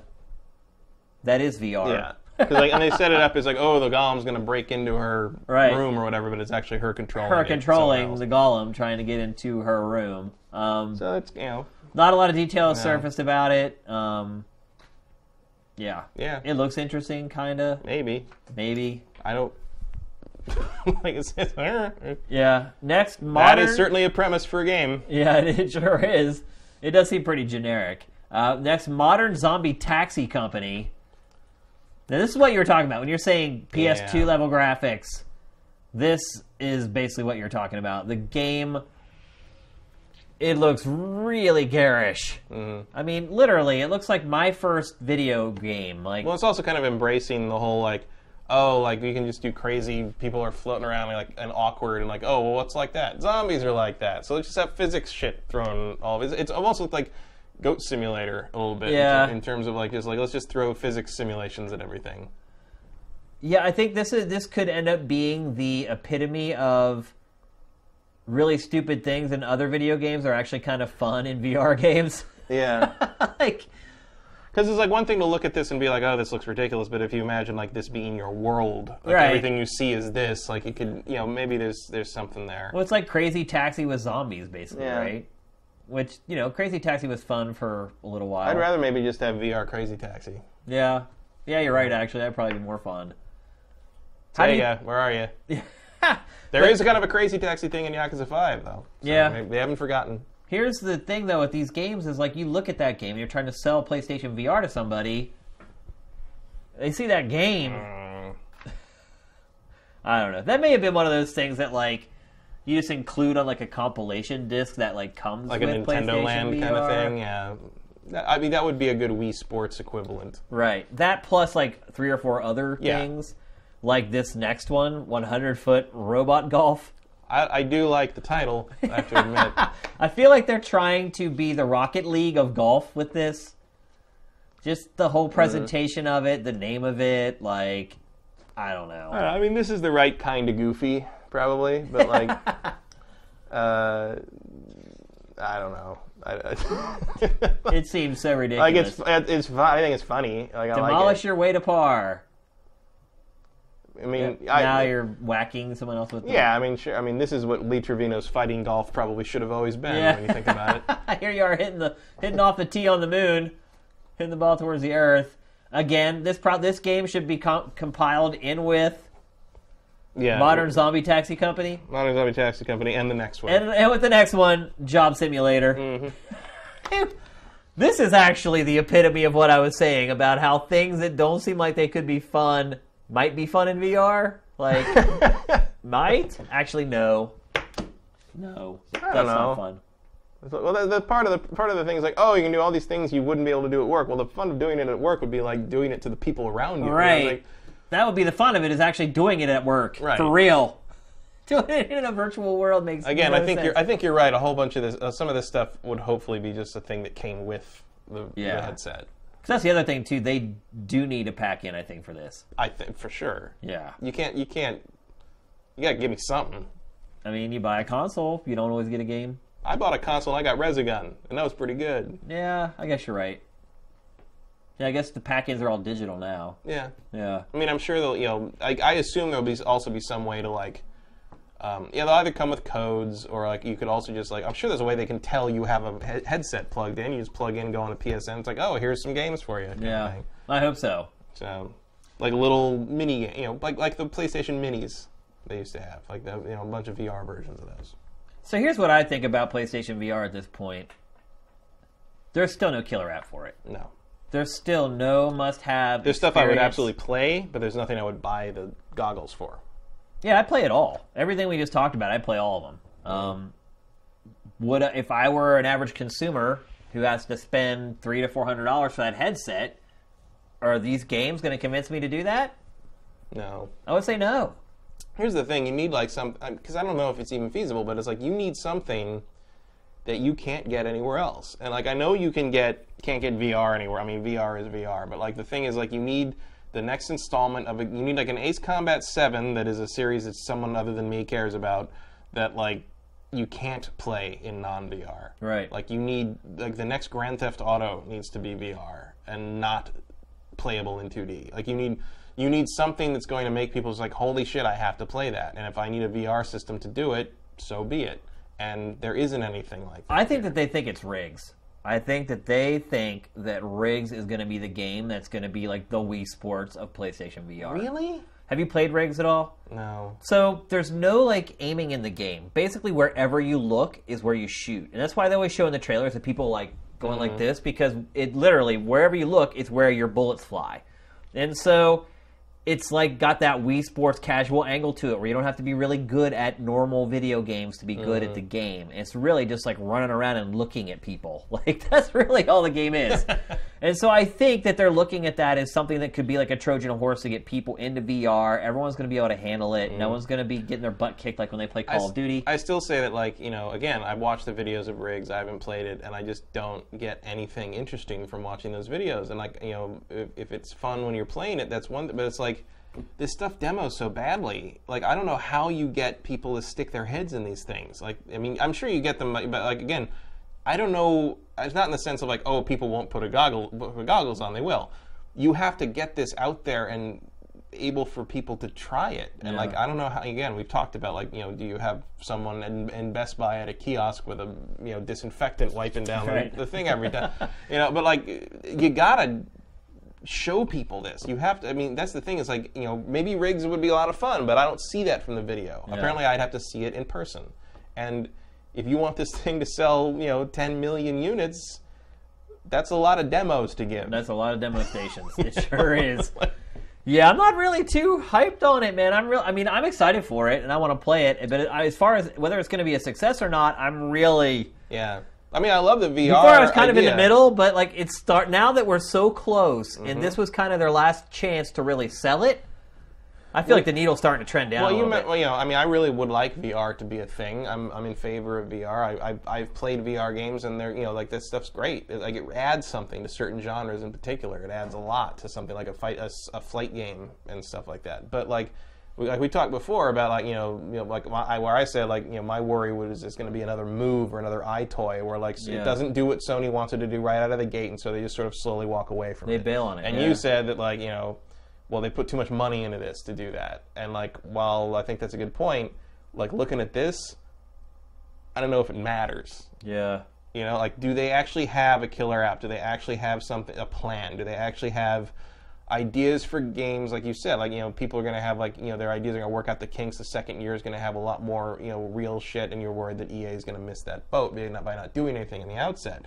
But you look at this and you're like, well, where do you go from here? Like you've either got games that like look like the same mini games we didn't care about on the Kinect or the Wii, or you've got like these. Well, they're probably reworking a home right now to work with PlayStation VR. Or they've got like because that might end up being the killer. But you've app. also got VR games, VR versions of games you've already played and can play normally anyway. Yeah. I wouldn't be surprised if they have a social network for PlayStation VR. And I'm surprised they haven't announced it already, where literally you can just go... That would explain where Home went. Right, and visit other people virtually. Because I have a feeling eventually that's something Facebook's going to do with Oculus, and they're probably going to charge you for virtual real estate, which is just mind-blowing. But it'll work. It will work, totally. One guy in Entropia paid like $25,000 for a planet. Remember that? That's what I'm saying. Like, people... are crazy when it comes to stuff like that. They really are. I'm really starting to become pessimistic on PlayStation VR, Matt.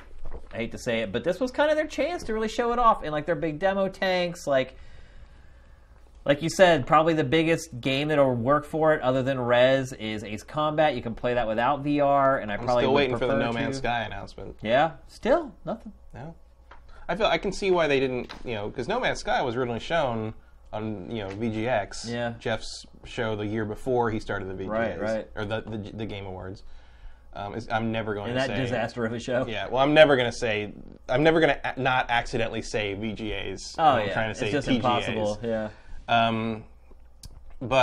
So I can see why maybe Sony would feel like we need a break from that game, because at a certain point, at this point, it's like, what else can you show? It was named most anticipated game at the Game Awards. I was surprised by that. I think people are hot for that game, but they also don't know. It's one of those games that if it's good, it's going to have a very serious impact on my life balance. Yeah. Like it's going to be a problem. Honestly, I don't even know, and we'll probably do a category for our show in a couple days for Game of the Year, but I don't even know if I'd put that in my top 5 most anticipated for next year. I really don't know if I would. I gotta go. I know you love it. I love it. Speaking of go, we need to move on to the next topic of the Big Six. I think we said our piece on PlayStation VR.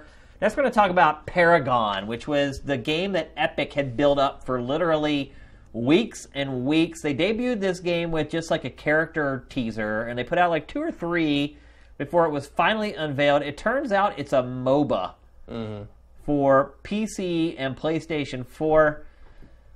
Do we need another MOBA, Matt? We didn't. That's hard to say. We didn't even really need the last 3 MOBAs. Yeah. Look, League of Legends rules this space.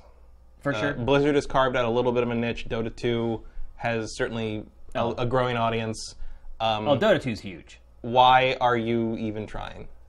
Here's my question. Like it's like that when people would launch like MMOs because World of Warcraft was big. It's like, no, World of Warcraft is the big one. Like you aren't going to get a slice of that pie. Like what? Well, not one that's going to sustain you. So I don't know what the point is. Especially because so much work you have to put into these things. Right. And here's what MMO developers have discovered is that like they're a lot of work. They're hard to make. And if you can't differentiate yourself in the market, you have no chance. And that's why every contender that stepped up to WoW has failed. And so when I saw this game, I was like, how does this differentiate itself? Well, it's predominantly a shooter, a third-person shooter. But the problem with that is that the game that you didn't mention, that we probably should have mentioned, is Smite. This game looks just like Smite. Granted, the production values are better. Smite's been around for a long time. It probably could use a graphical overhaul and whatnot. But Smite is huge. And Smite has also been incredibly successful on Xbox One. It's made the transition to consoles very well. I mean, maybe their angle with this is it's the first good MOBA available for PlayStation 4? Maybe. Again, it's Epic, so I'm sure it'll be quality. But they've never made a MOBA before. Right. And we just saw that one studio. But my question is, like... Gigantic. They just laid off half of the staff working on that MOBA. Like, that genre is tough. It's a hard genre to create, and Epic has no experience working on MOBAs at all. Like... Well, also, like... Look how long it took League of Legends to get where it is. Because it has been around for a long time. Like, Riot, nobody can say Riot didn't pay its dues. Like, it paid its dues. And it stuck to its guns with the free-to-play mod. Like, just jumping into the MOBA space, I mean... You're not going to crack that Heroes shell, of the Storm, with all Blizzard's power, has still struggled to really find an audience. Like, I played it in the beta for a couple weeks, and I quit. Like, as soon as the beta ended, I was like, well, done. You're already at critical mass with League of Legends and Dota 2. Like, how much more... And also, these things are such dedicated time sinks for the players. Like, you're not going to play more than one. And you're right. You have to be right, because if you want to be good, it's really hard to play more than one of these. And the other part of it, too, is that these games are driven by esports. Mm-hmm. Like, that is what makes people play them. You know, that's the dream. The LCS for League of Legends, like, millions of people watch it, and then they finish watching it, and they go play League of Legends. Like, with Dota 2, it's the same thing. Like, huge, like the huge pots that they have in those tournaments. Like, I just wouldn't. If I was like, I just wouldn't go near that genre. If I was like developing a new game, like, it doesn't make any sense. Really, it's like you know, what it reminds me of? It reminds me of the XFL. Yeah, or the USFL. Take your pick. It's just it's like what, but like it reminds me of the XFL in the sense of like you know Vince McMahon, the owner of the WWF, was the one who started it, and it's like you're like, you should know better. Right. Like there's an element of like, why did you think that would work? It's like I don't understand where you think you're going to get the... Because Vince McMahon understood, quote unquote, sports entertainment. Right. So you would think he would get it. But the one thing I would say about the XFL is that it was different. Like, they had a bunch of crazy rules and weird things. Well, this is different. It's a third-person shooter, and it's but Smite does that already. Yeah, but nobody knows what that is. And look, there's... Right? No, people know Smite. It's big. But again, it doesn't matter who's first. It doesn't matter what, whoever, it doesn't even necessarily matter who's better. It's just whatever catches on. Yeah. And like, but what I'm saying is that, like, Smite has already caught on, and it's like a third-person action-adventure MOBA. It's not like... a lot of other MOBAs like Dota 2 or League of Legends, when you play it, it looks like a strategy game. It's got that top-down isometric camera. Smite actually plays from like a over-the-shoulder camera, just like this game does. So, well, I'm wondering if there's, maybe the only logic I can see would be like, well, maybe they're attacking the console side of things because there isn't really a console equivalent of League of Legends right now. Smite is on consoles. That's what I was saying earlier, but I don't think it's on. Apparently, I don't know anything about the Smite thing because I don't care about MOBAs. Right. But like, yeah. I just don't, it seems like if you're getting into the MOBA game right now, you're basically fighting for crumbs. Yeah, and you are. And I think Blizzard's probably learning that right now, too. As, everyone's going to probably try it at first, but eventually they're going to go back to their old standby. And I should say, I like the look of this. I like the design, and it looks cool. I just don't, that's the kind of the paradox is like, oh, that was cool, and I don't really have a MOBA I play. Maybe I could play this. It's like, but then I think like, well, this thing's going to die, basically starve to death at some point. Yeah. And like, so why invest myself in something that's like, if I'm going to play a MOBA, why I should just play the ones that's going to be around forever. Right. Well, it's just like which is kind of a shitty attitude to have, yeah. but like it also seems kind of realistic. Well, it's like if you have a girlfriend for a long time, you start to get tired of her, and you like break up with her. You go out, you hook up with a couple girls, start to realize those other girls are crazy, and then eventually you make your way right on back to that girlfriend again. So I think a lot of that happens with MOBAs. Like, people are willing to try them, but eventually they realize that it's much more comfortable to go with what they know. And it's a tough nut to crack. Epic has probably spent a ton of money on this. I think it happens with a lot of... I'm seeing that happen with Battlefront right now. Like, the people... Like, a lot of the really good people have left. And, like... Because I notice in games now... It's usually like 3 or 4 really good players, and everyone else gets like 0 kills and 10 deaths. And it's like so it's like a bunch of casuals and all. Like there's a few hardcore like good players who have stayed because they know they can fucking dominate that game. And the rest of them have gone back to Call of Duty basically, right? And Halo. Yeah. And it's like it's a weird. And now that the new Jakku DLC went live, it's like even weird. It's that phenomenon is definitely happening on Battlefront right now. I think. Yeah.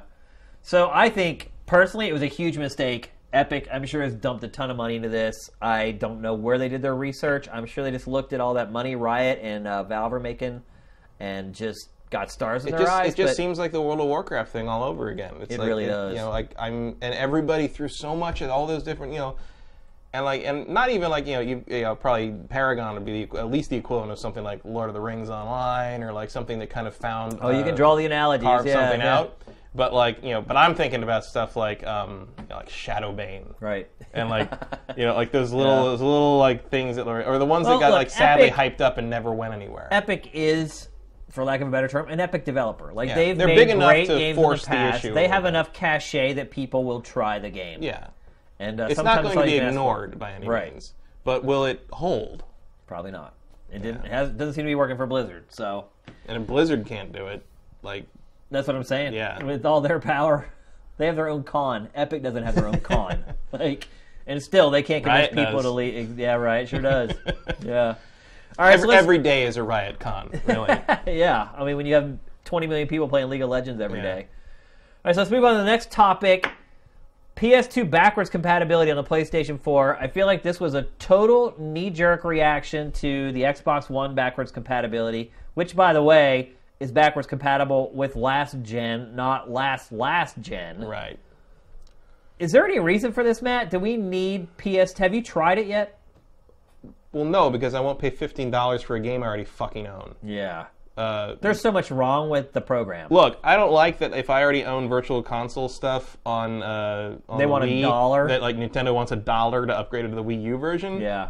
But at least they don't want to charge me full price. Yeah. Like, that is... I mean, granted, I don't own, like, a couple of the... but, like, Dark Cloud... Dude, you could buy these games... I know, dude. You could buy these games on eBay right now for, like, $1 or $2. And they want $15 for a digital version? Well, obviously, yes, they're upscaled to 1080p. They have trophies, whatever. But, like, $14.99 is too high for an impulse buy of Dark Cloud for me. And I love Dark Cloud. I love Dark Cloud 2.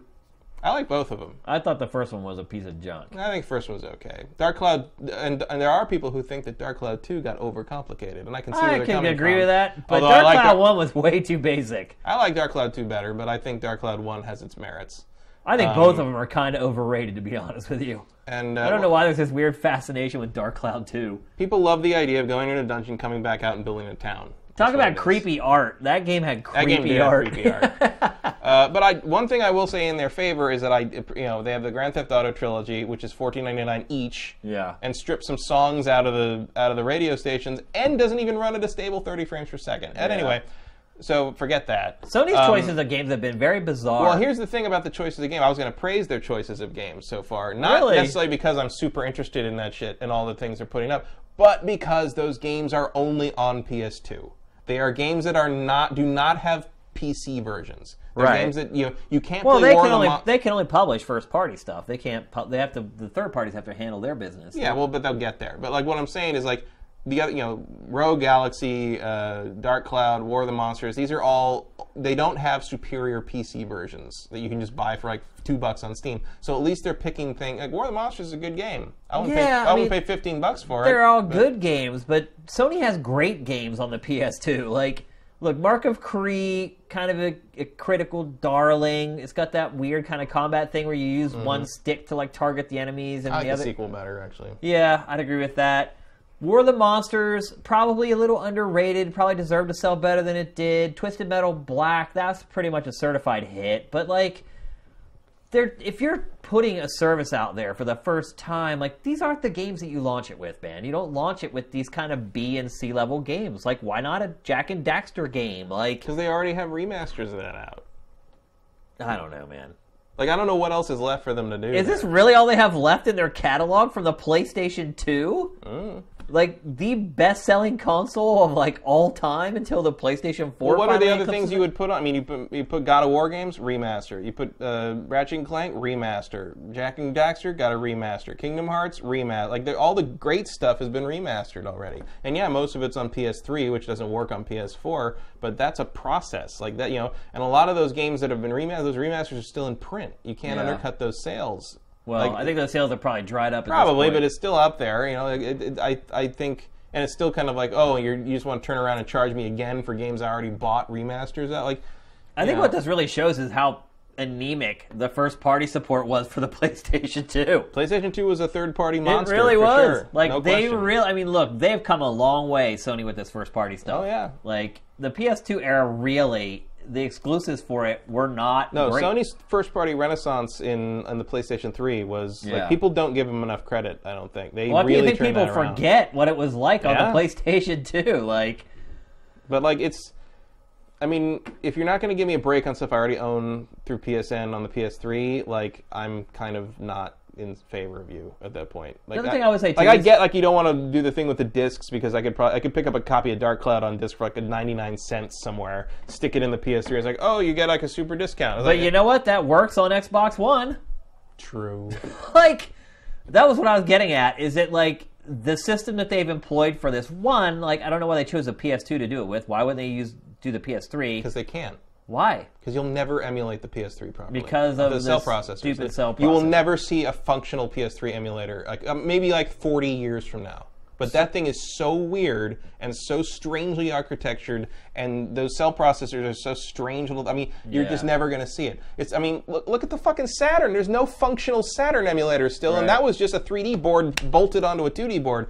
The PS3 is all proprietary. You're never going to see backwards compatibility for that thing. Which is why that's why they bought Gaikai. It's also why most third-party games on the PS3 looked like crap, because you had to write to the metal to get anything out of it. Yep. So, and that's why Uncharted looks so good, and like the other stuff couldn't even run at that frame rate. Right. And so my point is that the backwards compatibility on Xbox One destroys this backwards compatibility on the PlayStation 4. Like, I mean, it's like in every conceivable way. Is it like the people's fault who are running the PS4's fault that like Sony made a lot of bad decisions in how they did the PS3? Not really, but I was like, that's Ken Kutaragi's fault. Yeah, but they have no.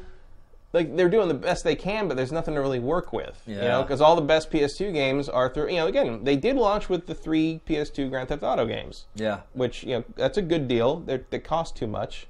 I don't know why They all cost too much. PlayStation Now costs too much. Although they just dipped it down to $100 for a year, but Sony's got to work on its pricing on a lot of stuff.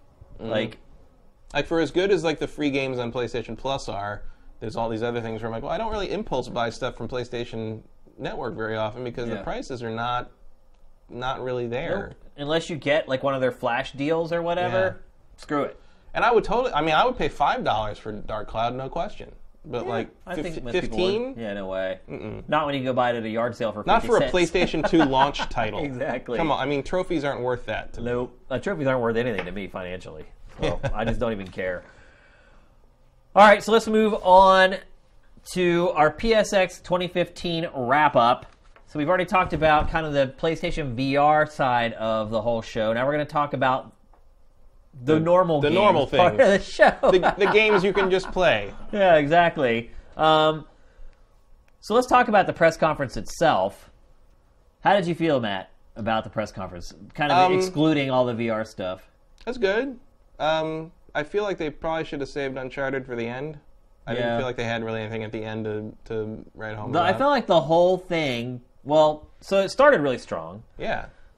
But then, after the first, 15 minutes, it went to this weird lull. And then it kind of ramped back up and went into the VR stuff. But you're right, it just kind of petered out at the end. Mm-hmm. There was no finale. Even that, the beginning, after Uncharted, the guy was like, oh, I know, well, if we're starting with Uncharted, imagine what's coming. And I'm just like, I did, and none of my imagination came true. It was like, I felt the same way. You know what I was surprised to hear? Only 13,000 people were at PSX on day one. Really? Yep. That's the figure figure were that there they put day out. two? I don't know. I didn't even see the figure for day two. Day one, 13,000. Wow. Moscone Center holds a lot more people than that. Oh, it holds just FYI. It holds 80,000 people or more. I mean, was that because people can't get Friday off, or? I have no idea. There's no explanation for it. They put out a press release saying they were happy with it. They want to keep doing it, and day one attendance was 13,000.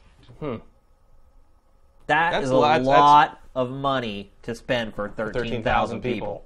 That's way lower than I thought. Oh, me too. I figured 50. At least. I figured sold out. I figured, I didn't even bother looking into going. The crazy part was that there were people that had camped out for 2 days to get into the thing, to get into the press conference. Oops. Yeah. Which goes back to what we were talking about before. Microsoft used to do something like this called X, and eventually it stopped doing it. And we were talking about it. I think we were talking about it 4 months ago or something. And I was like, I wouldn't be surprised if this doesn't go on forever because Microsoft figured it out. Remember, Microsoft used to fly us to Italy and London because they had X all over the world. And Because Microsoft fans are all over the world. Yeah. And so I wouldn't be surprised if 2 years from now, PSX isn't really a thing. I'm surprised it's still a thing. Frankly, Yeah. if that's how many people they're getting on opening day. Yeah. And I saw a lot of talk on Twitter and stuff where people are like, I went to a PlayStation Experience and I don't care about anything they showed. And it's like, well then what? Why did you go? Why'd you go? You knew I was going to be there for the most part. I don't think, even if you're not interested in PlayStation VR, I feel like Sony's lineup outside of that is pretty solid standard Sony right now. Yeah. So if you're into Sony, why would you not? Why would you not like what they showed? Yeah. So I'm kind of like, okay, well that's weird. Well, you got to realize some people sacrificed a lot. Some people yeah. live on the East Coast and they had to pay. And right now, airfare is insanely priced. Yeah. I mean, it is insane. I'm trying to buy tickets to go home And now, and I'm thinking about just staying here for the holidays. They're so high. And if you're, depending on where you got your hotel, you may or may not be in one of the less enjoyable parts of San Francisco. You could be in the Tenderloin, like it's 2 blocks to the west of Moscone Center. You're in one of the sketchiest areas of San Francisco, right? And the hotels in San Francisco are outrageous. Look, if you spent all that money and then you spent all the money on the hotel and you go there and it's like stuff you've already seen already, or maybe PlayStation VR, you have to wait in line for 3 hours to check it out. And you're staying in some horrible motel or hotel with crack. I mean, look, the homeless situation in San Francisco is about as bad as it gets. And if you're coming from somewhere else where you're not used to dealing with that crap, and you walk out and some dude's puking on the sidewalk, I could see where somebody could have went to that and been like, why did I do this? I don't know if you've seen the map that one guy keeps online of he updates it regularly of where all the human shit has been found on the streets. That's right in the heart of where all the main concentration of that is. Yeah. It's if you're not used to that kind of thing, it can be pretty jarring. San Francisco is a shock at times. Well, I remember the first time. I'm from there, so I'm like, I go back yes, home. But if you've never been there before, if you're not ready for that, it can be a little off-putting. I don't want to go on too far of a tangent on this, but I will say my first day of work ever in San Francisco, my first day working at GameSpot, I took the bus into downtown. I get off the bus. Mistake number one. Yeah, I know. That was insane. But I was from Philadelphia, so, Philly's crazy. I was like, so what? It couldn't be a big deal. So I'm walking down Townsend Street, down to 8th and Townsend. That was when GameSpot was in the same building as Sega. In the same building as Tech TV. Right, in the same building as Tech TV. I'm walking down the sidewalk, and there's this homeless guy walking in front of me. I don't think anything of it. It's literally rush hour. And this was back when San Francisco was insane. 1999, the whole .com boom, people everywhere, gridlock on the street. Yeah, the first time. Yeah, exactly. The first boom. The guy in front of me, the homeless guy, literally stops, pulls down his pants, and just takes a dump right on the sidewalk, right in front of rush hour traffic. My first day going to work in San Francisco. And I was like, oh, God. Welcome to the city. And I had lived in North Philly for 5 years and never seen anything like that in my first day. And there's people, a bus is sitting there stopped, and you can just see mortified faces all looking out of the bus at this guy, just diarrhea right on the sidewalk in front of everybody. Doesn't wipe, doesn't do anything, just stands up, pulls his pants up, and just keeps walking. You gotta go. But yeah, to get but to get to your point, I like it when I make Tony laugh. That's when you know. That's when you know you hit one. But to your point, people coming from the Midwest or whatever, they see or some dude licking a tree. I saw people screwing trees or licking trees. Hey, the trees in San Francisco are pretty hot. And they're tasty. So yeah, I can see where somebody might come to San Francisco, and if the show wasn't absolutely amazing, they'd be like, "What did I do? I just wasted." It's weird. Yeah, it's a weird place, and we got to walk over to Moscone, right? It's not really near anything else. And after the show's over, what do you do? Where do you go? You got to take cable cars up to North Beach, or you got to take cabs elsewhere to do something fun, really. But so yeah, I can understand why you'd be in a kind of maybe a bad mood if you walked. But apparently there weren't that many people. I mean, I would be excited. It's look, we can sit anywhere we want. Right. And it's not overcrowded. The lines aren't terrible. To me, it's that was what's shocking to me is I'm used to any kind of nerd geek thing just being over. I went to try to get Force Awakens stuff on Force Friday, and there were 400 people at Target. Yeah. It's crazy. I'm because everybody knows about everything now. Yeah. There's no down low anymore. Yeah, there's no secret stuff. It's all marketed to hell. It's all social media to hell, and There's no being in the know because everyone's in the know now. Yeah, and I'm just tired of like going to do things that are like related to things that I've loved since I was a kid, and it used to be like a few hundred people, and now there's like thousands. And I'm like, I can't even see anything. And like, so I like play something like PlayStation Experience. I would assume it would have been packed wall to wall. Don't even bother. Don't even try. You're not getting in. Here's what I would say. Ni no Kuni 2 should have made it worth it for anybody that went. Yeah, there's one I didn't expect. Oh my God. One, I didn't expect it. Two, it looks absolutely jaw-dropping. Yeah. Like, it is the best-looking animated video game I have ever seen. That's no hyperbole. Like, holy crap, man. I mean, it's certainly it's what I would expect a PS4 version of that first game to look like. Well, I mean, look, we have, like, Ultimate Ninja Storm 4. It doesn't look as good as that. No, but it's also being worked on by a very higher quality team. Meticulous, yeah. And, I mean, I love Ni no Kuni. I didn't actually finish it because it did turn into a grind. It at did, some point. yeah. I think I petered out somewhere around the pig city full of metal workers or something. But I liked it. Yeah, that. But I loved it. What the look of it and like all the the characters and everything. Like, so I'm glad it's getting another one. I hope they put out a remastered version. I'll buy that because I'm an idiot. It didn't sell well. That's why I'm surprised to see another one. I mean, I mean, you got to figure, man, the development that goes into these games. It's not like your typical JRPG where you can just barf out a couple character models with big bouncy boobs and use the same battle system you've used over and over. You got to live up to the Studio Ghibli legacy. Basically. Oh, and this game does. I mean, I'm just watching it here again. It is just incredible the way it looks. Like. Again, though, niche. It's not like gonna burn the house down with sales. Burn that house down. Yeah. Perfect timing there on the footage. Let's see. They showed King of Fighters 14. Cool. Great. Yeah, they showed a new trailer for that. I'm more excited that they announced that Last Blade 2 is coming. Yeah. Which I always like that game. King of Fighters is coming. I like the SNK games. That looked real early to me. Because a couple of those characters did not look like themselves at all. Well, the trailer they've put out 2 trailers for this game. Each one's been about 10 seconds long. So the whole game looks like a placeholder to me. Yeah. Like all the attacks and like. Well, they got Andy Bogard in here, who's been gone for a while. I'm excited to see him because he was my favorite in the original Fatal Furies. But he looks like he's made out of plastic. Like they all do. There's a lot of work to do on this one, and it's weird to me that they're going kind of like just sort of going standard 3D. Character models after like something like Guilty Gear Xrd or whatever. I don't know how you pronounce that. I don't either. But the Guilty Gear that looked like it was all 3D. It was done in Unreal, but it looked like 2D animation. Like it was fantastic, and like they had all these tricks. I'd love to see King of Fighters look like that as opposed to this. It looks like the usual 3D fighting rigmarole. Yakuza 0 coming to the West. That's a big announcement. Love Yakuza. What do you think has happened that all of a sudden, like, they're just giving us the Yakuza love? Like, I don't know. Like, seriously. I mean, I'm not going to argue with it because I love that series. series. Fans have been begging for it for, like, Yakuza 5 just came out. A decade. Yakuza 5 just came out last night. Right. Today.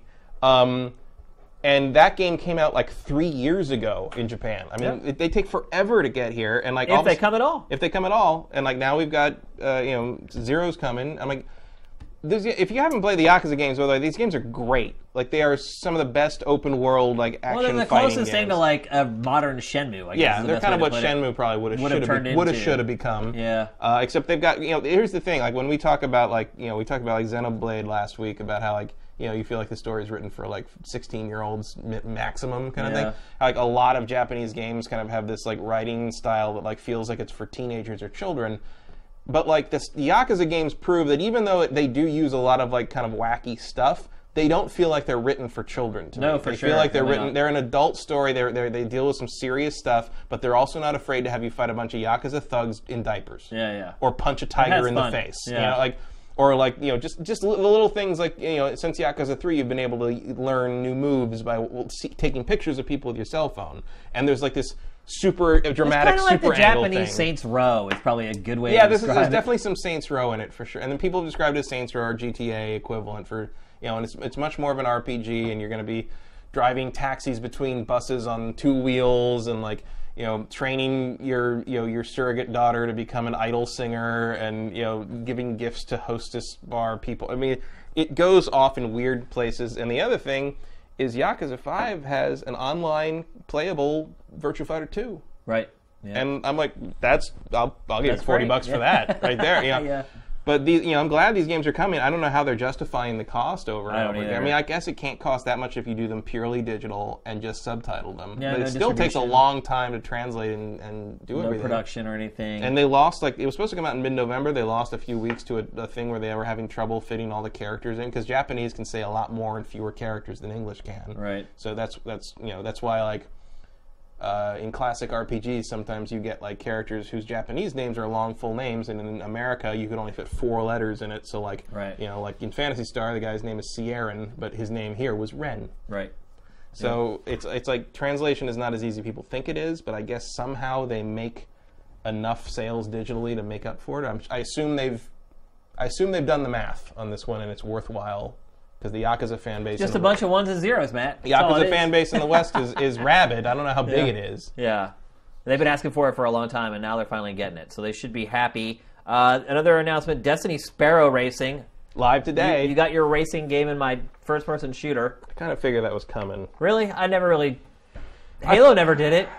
No, but people certainly made those modes in Forge. Yeah. But I figured it was kind of just otherwise, why have the differentials between the different sparrows and the speed ratings and stuff? I know well, so that people want the higher, but it just seemed like you were asking for it somehow. Yeah. It felt like that was in the cards. I mean, I could see people who have been playing Destiny all this time. You're getting a payoff for all your grinding. Sorta. I mean, I don't know. It's not that hard to get one of the high level sparrows, but it's at least it's a fun thing to do with one. Right. Instead of just having it in the game. Yeah. And they said it's only temporary? It's only going to be around for 3 weeks or something? Yeah, I guess it's a special event. I figure they'll come. I mean, it's like the Iron Curtain stuff. That seems like a lot of freaking work for something that's only temporary. I'm sure it'll be back regularly. Yeah. And then Bound.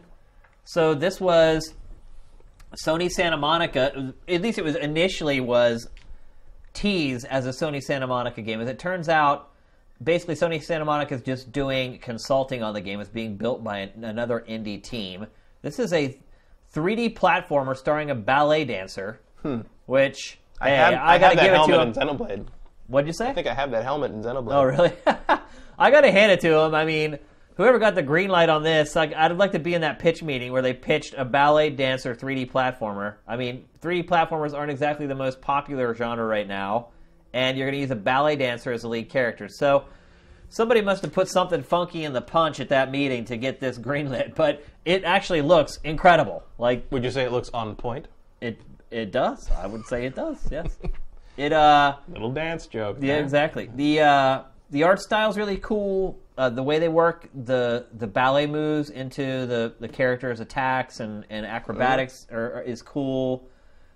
It doesn't really look like any other game. The concept is unique. It's something people are going to talk about. I think it looks awesome. Yeah.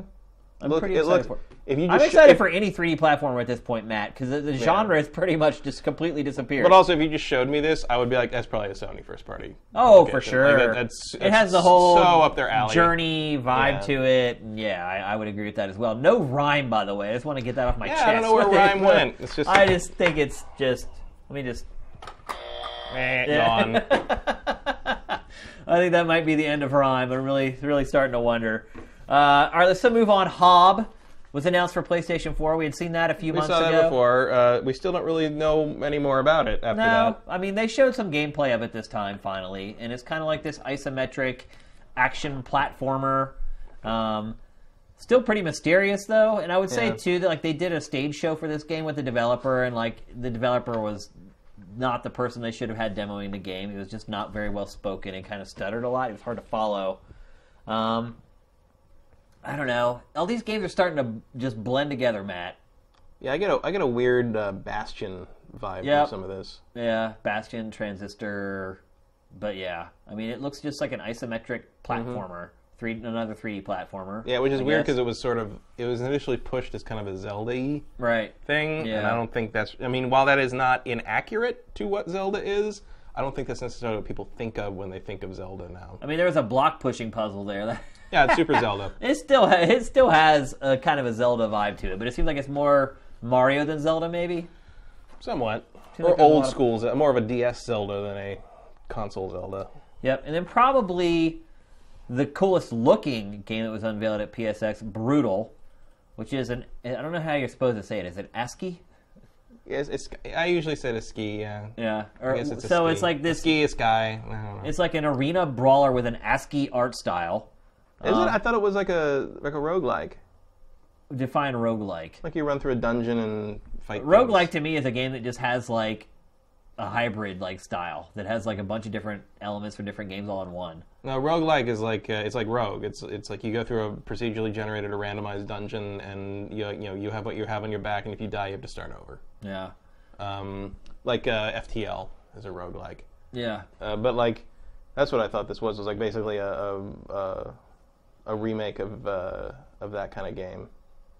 But like really cool art style. I love what they're doing with all the character stuff.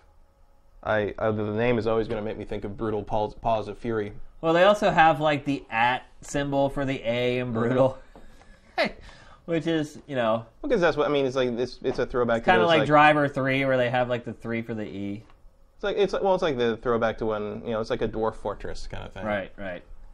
Interesting. I like look. it. I don't know how much fun it's going to be, but it looks cool. I'll say that much. It's definitely the most striking visual design that I've seen in a while. So those are the big headline games that weren't PlayStation VR games from PlayStation X. Matt, what was your overall impression of PlayStation experience, and what letter grade would you give Sony for this event?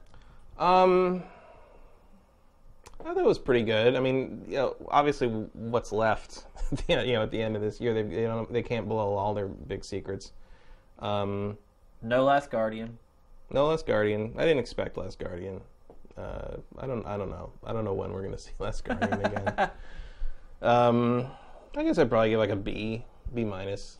I wasn't let down. I wouldn't be, but again, I wonder how many people were expecting like Sony's E3 conference part 2, where they just that's what people were blow expecting. your mind 14 different ways. Yeah. And it didn't. But I thought a lot of solid stuff. I would probably the VR stuff is interesting to me, but not $400 interesting. So I don't know if you want to consider that a success. I mean, it's all stuff I would play or try, but it's not something I would buy the goggles for. And then the regular games like Ni no Kuni 2, Yakuza 0, like Bound, Brutal, like all looks like stuff I would play. So success, showed me a lot of stuff I'll be playing in the future. So I guess that's a success. It just didn't blow my doors off. Yeah, I mean, I would actually give them like a C or a C+. And the reason I would say that is because their first-party offerings for the last 5 or 6 months have been pretty much terrible. I mean, Sony has said as much. We have a terrible Q4 for first-party games. Well, I got delayed. But, I mean, I look at this and it's like, well, where's the first-party stuff for 2016? Uncharted.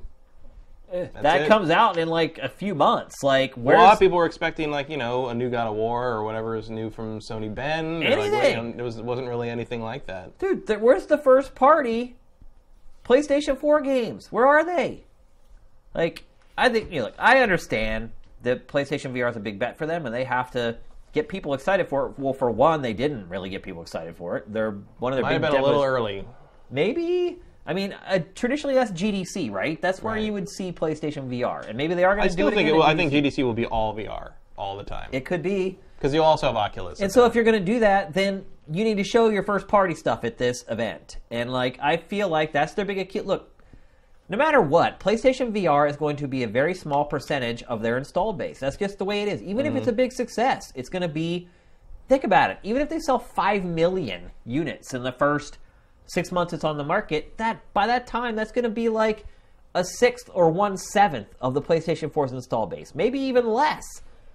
So most people who buy a PlayStation 4, they're not buying it for PlayStation VR. They're buying it for regular games. And I feel like this show, do you think that maybe they should have just not tried the VR thing until the next system?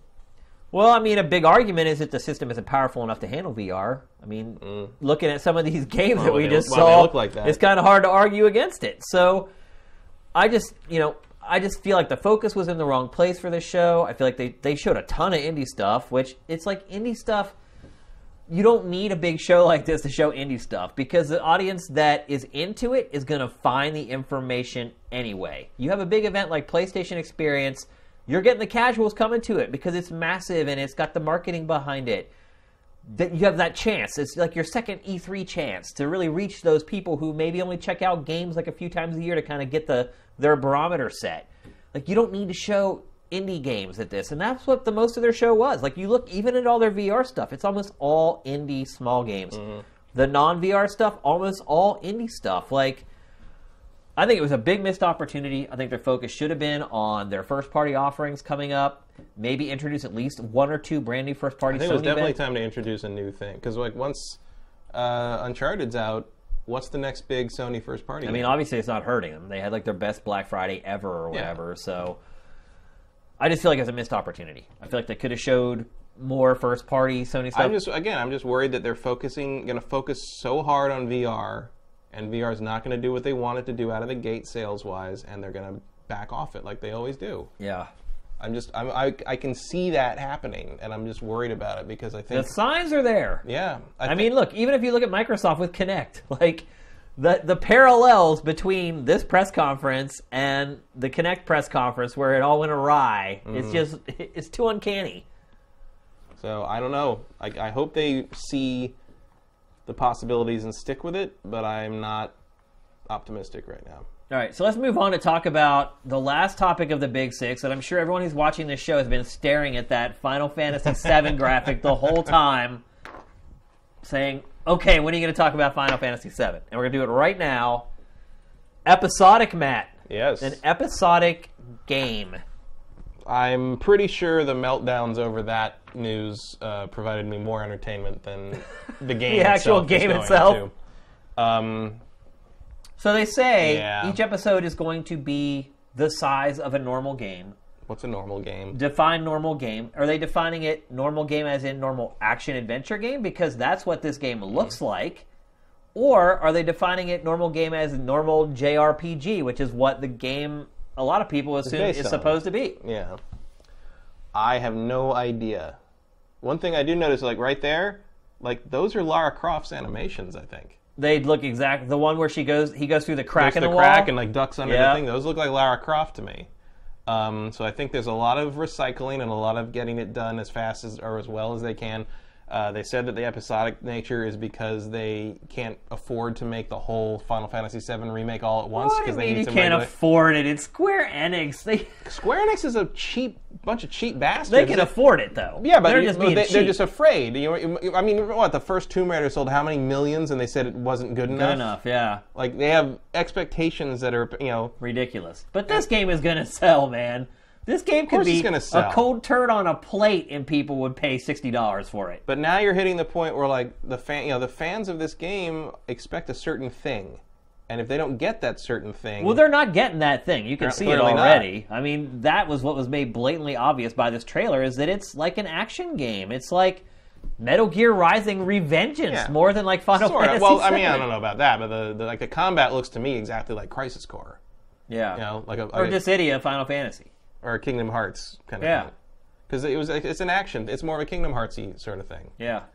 And I think there's room to reinterpret the original game as that. Standard JRPGs aren't really made anymore. Even the closest thing to a standard kind of JRPG we've dealt with this year has been, in terms of something on this scale, on this budget, would be probably Xenoblade Chronicles X, which is still real time and takes a lot of cues from MMOs and probably Final Fantasy 12 specifically. Yeah. So you can't just remake Final Fantasy VII with better visuals. Like, it's not going to fly in today's... I think it would fly, though. I read a great editorial from Kat Bailey, who we were talking about earlier, from US Gamer, where she talked about how she accepts that they've changed the gameplay, but she also kind of lays out how a turn-based game could work, and also talks about, like, the advantages of turn-based combat, which I agree with in a lot of ways. It's way more strategic and thoughtful. Well, also remember that Final Fantasy isn't turn-based. Because they have that ATB, right. Active time battles. Yeah. If you let it run out, you get attacked. Like there's always been a time element, a non-turn-based element to it, going back to Final Fantasy VI, I think. Right. So that, that doesn't matter. And I remember when It's Final still Fantasy turn-based combat, though. in a sense, but there's a timer on you. I mean, Still, the combat's the same. You just don't have as much time. You can't just sit there forever contemplating. Yeah, well, some people do like to do that. Yeah. I remember when Final Fantasy 6 came out and 7 came out, and people complained it wasn't true turn-based because you couldn't sit there. But look, forever. this isn't. And this is obviously a different thing. Like... But also consider, like, yes, there are advantages to turn-based stuff, but the other thing is, like, turn-based combat, especially in games like the old RPG stuff, that like JRPG stuff, I think was because the hardware at the time couldn't run what we were trying to portray. What was right, and so if you can do Final Fantasy VII's combat in like this real-time, more action-oriented sense, I think that's what they were trying to portray in the first place, and I think it's what they should try to do in a remake.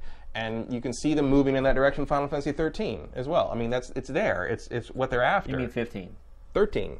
Oh, you mean way back when they started changing it. Yeah, because 13, even though it's still pretty turn-based in that regard, they are still trying to do, they're clearly trying to ape how Advent Children's combat worked in Final Fantasy 13. You're trying to see these cinematic moves and shit's jumping around and people are flying in the air and like all this stuff's happening very independently in some cases of what you're actually doing with the controller in terms of choosing your options. Yeah. So I think this is the logical evolution of what they've been trying to do. Look, I'm not saying I'm surprised that it's an action game at all. And if you really want to play, just a slightly better looking version of Final Fantasy VII, play the PC version. It just got ported to PS4. That just came out. Yeah. During PSX. During PSX, and that's. It's like the original's not going away, but this is what they think is the way to remake this one. This is all. I'm not surprised that this is what this looks like. Episodic surprised me. I didn't expect that.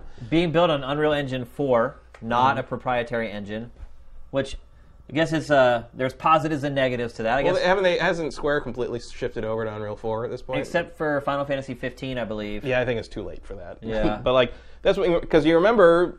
Was it 2012 where they showed what was supposedly their engine for the next gen, Agni's Philosophy, where the girl getting chased through that whole vertical city, and that was like this engine. I remember interviewing that guy, and we spent millions and millions of dollars developing this engine that will be what we use for all our games, and it never came back again. They never showed up again, ever again. Probably because they started working with it and it was a pain in the ass. And Unreal. Now Epic has all their international branches where they have a Japanese office where you can go for support for Unreal directly there. And why would you pick anything else at that point? Why would you? Yeah, I mean, other than obviously the improvements in fidelity if you're writing your own engine.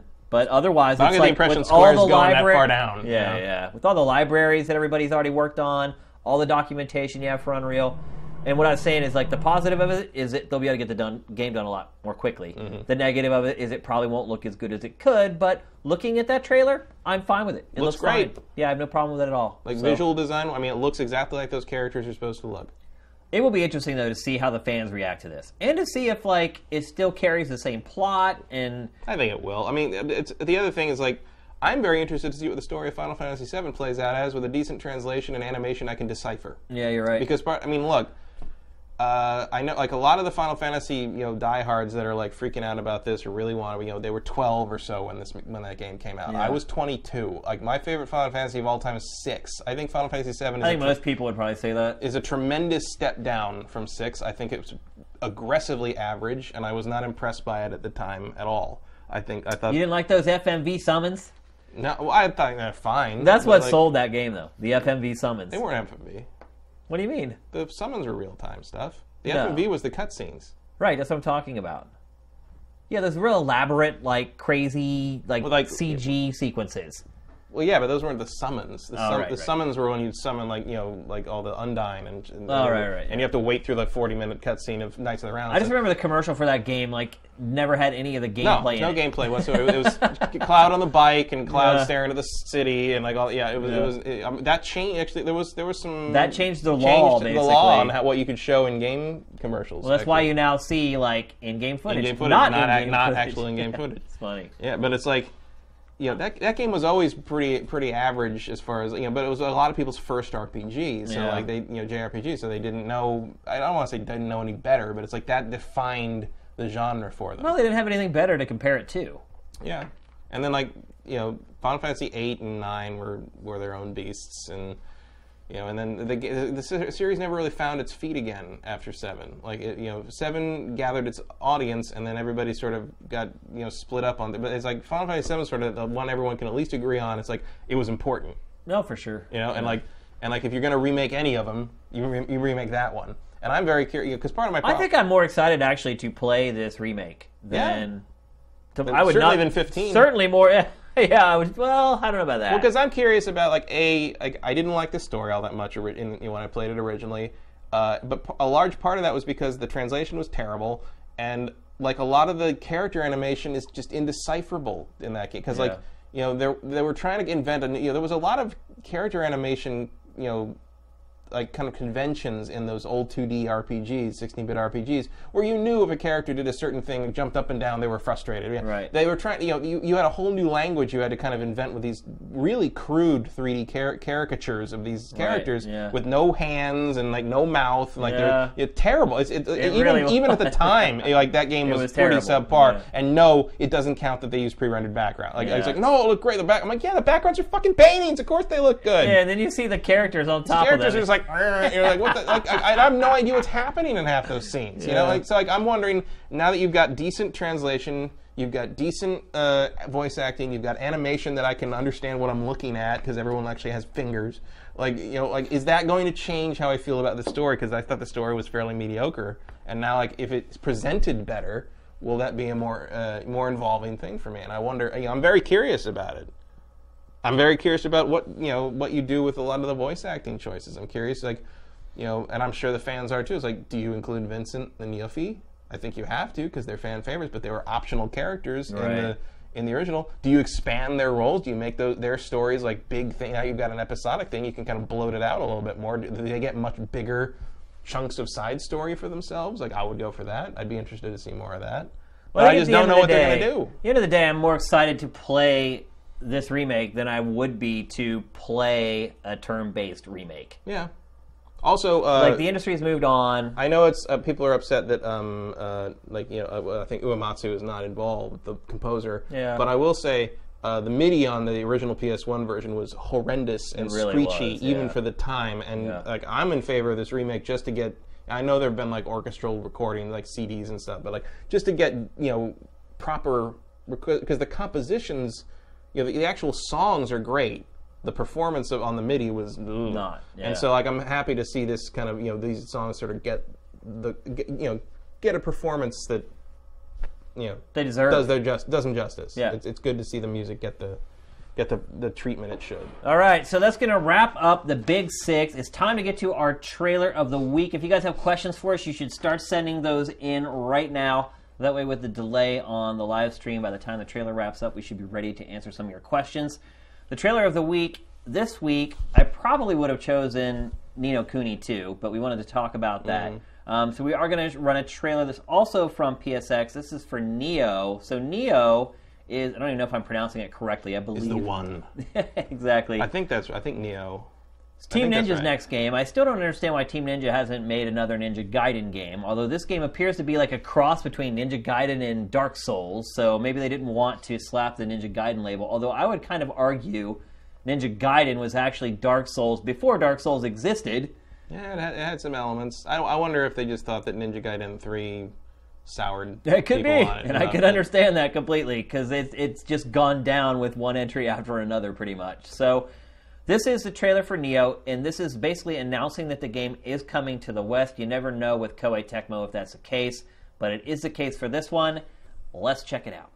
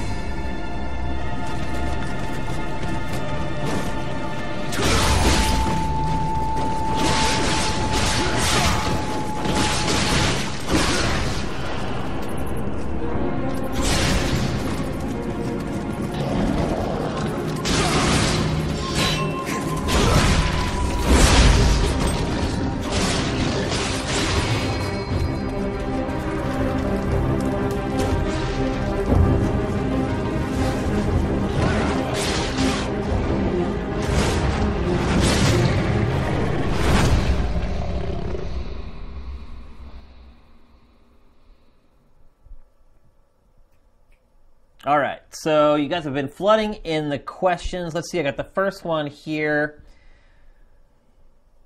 Let's see, Final Fantasy VII, this is from Justin Horman. Final Fantasy VII will go unremembered or like the original, unforgotten. What do you think, Matt? The remake?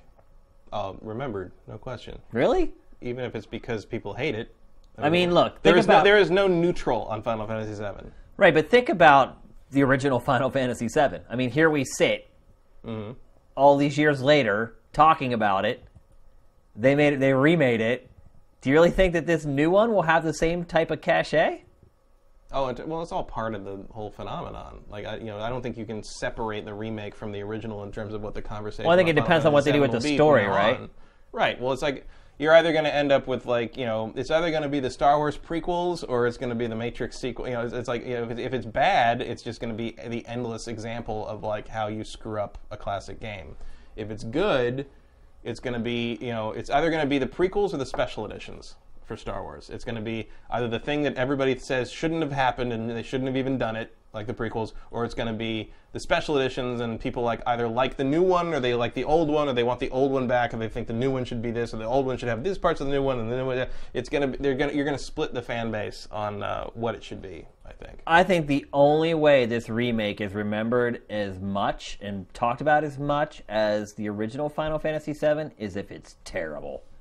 I think if it's terrible, it'll be one of those things where people talk about it till the end of time. I think if it's good or even great, I think people will remember it for a couple years. But I don't think if this show is happening 15 years from now, that it's going to be one of those games that we talk about. Because it's... Well, maybe not us, but I'm curious what people who, grew up with Final Fantasy VII as, their favorite game will think of it. Because they're the people that keep that conversation. I don't talk about Final Fantasy VII on a regular basis, but we talk about it all the time on this show. Sometimes, but as an example of a watermark in the industry, that's not what this one's going to be. But in terms of its impact on the fan base, its impact on the splitting of the fan base, its impact on future Final Fantasies. What if Final Fantasy 16 is episodic? What if this is their test bed for that? Just like Final Fantasy VII was the start of FMV and CD and kind of a different way of presenting that genre, Final Fantasy VII Remake could be a similar start of a new way of presenting that genre. We'll see. I really don't think there's much of a chance of it ever being as revered or as discussed or mentioned years later as the original. The original had the advantage of being at kind of the apex of technology where things started to shift. It's also, the shift from 16-bit is a hybrid. It has it's a hybrid game. It has 3D visuals and 2D visuals in it. And so I think just inherently... And it marked a massive shift of, that was a Nintendo franchise. Yeah. And it shifted to PlayStation. There's just so much about it and the whole Aeris thing and it's...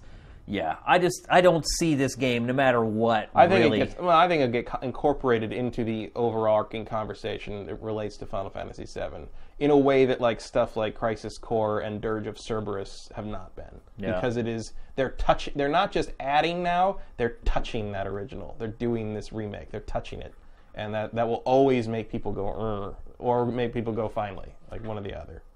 It'll be a tremendously divisive game. And I think it will be argued about for years to come. Okay. Next question from Helters. And I think he had a mistype here. How well would Xenoblade Chronicles X sell if it wasn't and he has PlayStation, but I think he meant, how well would it sell if it wasn't a Wii U exclusive? You mean would it sell better? Maybe? He or she is just asking, how would it fare if it weren't just for the Wii U? Probably a little better. You think? I don't know about too much better. I'd agree with that, yeah. I think it's a niche one way or the other. I think it's kind of smart that it's on the Wii U because I feel like Nintendo's kind of cultivated the fan base for that franchise. I don't think too many... Here's a good way to put it.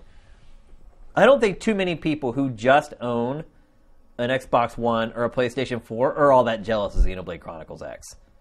Probably not. I don't think there's some... I don't know how many people know that it even exists. For that matter. They'd have to be pretty... Well, if they're a hardcore gamer, they know it exists. If they're not, if they're casual, they definitely don't know it exists. I think there's plenty of hardcore gamers who don't care about Japanese games. Oh, for sure. There's a lot of people that just don't care about Japanese games, period. They just play good games. They don't care where they come from. So, but I feel like that, I think it would probably sell similar to something like, Tales, the Tales of games, or like what was that? Like Legend of Heroes, that kind of thing. Any JRPG, really. I think it would sell like Atlas numbers or whatever, and that would be it. I mean, I wonder if maybe it even got helped a little bit by being one of the only games of its type on the Wii U. Oh, definitely. That was kind of what I was getting at. Is it like it's actually advantageous for it because it has no competition? Yeah, that's kind of the question. It would just get swallowed up by the library of the Xbox One. And well, that's kind of the question. Is like, is it more? Did it sell more than it would have normally by having the captive audience on the Wii U, or would it have sold more by not being limited by the small potential audience that the Wii U represents? Well, the other side of it, too, is the game could be a lot better if it was on Xbox One and PlayStation 4. It could look a lot better. I don't know if, I got to admit, like, the way the map works, like, is pretty slick on the gamepad. So, like, if you take that away, I feel like you're making me spend a lot more time in an annoying menu Well, put it on your smart glass. No, they won't. They don't do anything with When was the last glass. time that happened? Like, man, that second screen thing just went out the window, didn't it? Yeah. Okay, let's see. From Veneraba, what do you think about Half-Life 3 showing up in the Steam database? I don't think anything of it. No, believe it when I'm playing it. Yeah, I mean, the thing is anybody can name anything they want in there. Yeah. So, I don't think it means anything. I don't think Valve has anything to do with it. I don't think it means Half-Life 3 is coming. I just think it was just a slow Tuesday in the video game industry, and someone needed to make some news. So people, I don't think we even curated that story to Sifted today because we just knew it was ridiculous, or maybe we did. But yeah, I don't think it's a big deal at all, or it really means anything. Let's talk about what happened to Rhyme from Yakov226. Did Sony put money into it and they're working on it, or it's canceled development hell? I think if there's one thing we've learned about Sony is that nothing is ever canceled until they say so. Last Guardian. Yeah, exactly. Once you've dealt with The Last Guardian, you can't assume any game that Sony's worked on has been canceled. Yeah, Rhyme might come out in 2025. Like, we don't know. Like, I would say I'm a little discouraged. I thought we would see it. If they were going to show it, that would be the time. Yeah. It's surprised to me that they didn't, unless there's something horribly wrong with it. Especially with the whole indie fest that this whole show was that I was talking about earlier. It's like, why not have Rhyme in there when you're showing like an avalanche of indie games? Like, I don't know. It fit right in. Let's see, from Alien, I believe that's how you say it. Hey, Shane and Matt, I've heard of folks getting alpha codes for The Division for Xbox One. Have you guys received any codes or preview builds for PS4? No and no. I have not. No. The alpha is supposed to start pretty soon. I haven't got anything from Ubisoft yet. But yeah, I'm really starting to wonder about that game too. That game is encouraging now that they're finally going to do an alpha. I'll say that much. Mm-hmm. But as far as its quality is concerned, I'm glad they delayed it, apparently. Apparently it needed to be delayed, or it might have been a piece of trash. But, this game was supposed to have come out a while ago. Ubisoft's track record, I don't know. It's all starting to add up to something not good. And then you look at the fact that they put out Rainbow Six Siege without a campaign, and they've delayed The Division. To me, everything is just starting to get a little funky with that game. Actually, not starting. It's been funky for a little while. So we have not got codes. I do know that the alpha is supposed to start soon. I believe it's closed, but you can apply for it, if I remember correctly. I think that's right, yeah. I think there might even be a story curated to Sifted, so have a look and check out the early access channel, and I think there's something there. Let's see, from Cheater Hater. In the crowdfunding space, do you prefer direct sequels, Psychonauts 2 and Shenmue 3, or spiritual successors, Bloodstain and Yooka-Laylee? Great question, Cheater Hater. It's a really good question. I'll let you know when I play all those games. Basically, I don't know. Honestly, I think I prefer the spiritual successor because I feel like my expectations are lowered in crowdfunding. I think depends on the game. I definitely would rather have Shenmue 3 than Shenmue-ish. Which is what you're going to get with crowdfunding, right? Mm-hmm. Which is what you're going to get with crowdfunding. Or you're saying a spiritual successor is ish. But see, I'm saying when you use crowdfunding to make the game, you end up with the watered down version of the game that you would have got a better version of the game if they just had the legit budget to build it. Well, I think they have the legit budget one way or the other on that one. For Shenmue 3? Yeah. I don't know, man. Have you looked at some of the early reports and the footage that they've shown of it? I've seen the later stuff, and it looks much better. I don't know. I mean, all it needs to do is look as good as a Yakuza game for me. I don't need it to blow me out of the water like Shenmue 1 did. Well, that's my opinion, is that if it's a direct sequel to a game, I would prefer that the game is funded by a publisher. So I know that they're going to have all the money they need, all the staff they need to make it great. If it's a spiritual successor, I can let stuff slide a little bit, and so I'm not quite as concerned about the budget that they have at their disposal. Well, I need to see games that are those sequels actually come out first, because I don't think we've seen any of them yet. I'm not even talking about them specifically. I'm just talking about in general. Well, yeah, like, but see, for any game, your scenario may or may not be accurate because we haven't actually seen that happen yet. So if Shenmue 3 comes out and clearly ran short of budget and isn't finished or whatever, like then I would probably agree. But again, I don't care about a spiritual successor to Shenmue because I want Shenmue to be finished. Whereas like something like Bloodstained or Yooka-Laylee, that's a much more interesting thing to me, because I don't need it to be a sequel to Castlevania. I just need those gameplay mechanics in place, right? It's like Axiom Verge. Like I don't need another Metroid game if you're going to make another Metroid game that's everything except it doesn't be called Metroid. Or like Yooka-Laylee, it's like these guys actually were the original people that made some of Banjo-Kazooie. Like, just give me those same game mechanics with another coat of paint, and like I'm into it. You know, but see, to me, it depends whether I'm there for the story or the gameplay mechanics. The X factor is the crowdfunding, though.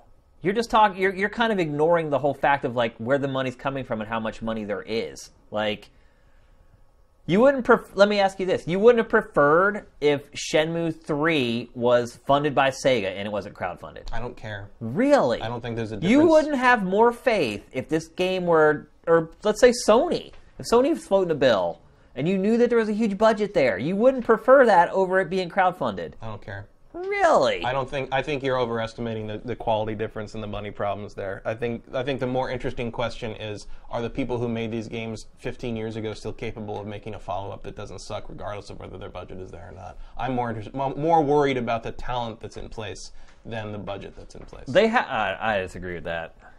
We'll move on to the next question. Let's see. What game would you launch PSVR with? That's from Goji Gogo. Of the ones that they've shown? Or just anything? I guess anything. I guess anything. If I could launch with anything, X-Wing versus TIE Fighter. That's a good choice. Battlefront in cockpits in VR. There's your system seller. I would launch it with Resident Evil VR. That's a good one, too. Just scare the living crap out of people right out of the gate so they feel the power of VR. I mean, literally. You could probably just... And I think that demo from Capcom, The Kitchen, that should be on the demo disc for PlayStation VR. If you're going to do that, like, what would I launch PlayStation VR with? PT. Yeah, that would definitely have an impact. The game that they were going to make out of that. But whatever it is, I just think it has to be something that affects people really strongly. And even, look, The Kitchen, you don't even have to experience it yourself. You can watch somebody else experience it, and it'll freak you out and make you understand the power of VR. So anything that's, like, shocking or impactful, I think would probably be a great thing to launch PlayStation VR with. Another great question. You guys are really firing them off tonight. And since these are the last Q&A for the year, it's probably a good thing. Do you think it would be a smart move, and this is another from Vinaraba, do you think it would be a smart move for Double Fine to make a Psychonauts HD remake, and do you think they will? No. Probably not. I don't think they will. If they do re-release it, it'll just be the PC version on modern consoles. Yeah, I would say no to both of those questions. They had enough trouble selling it once. Exactly. Vox91, one of our weekly viewers. What's up, Vox? Was there anything shown off or any one event that happened at the Game Awards or PSX that surprised you? Oh, for sure.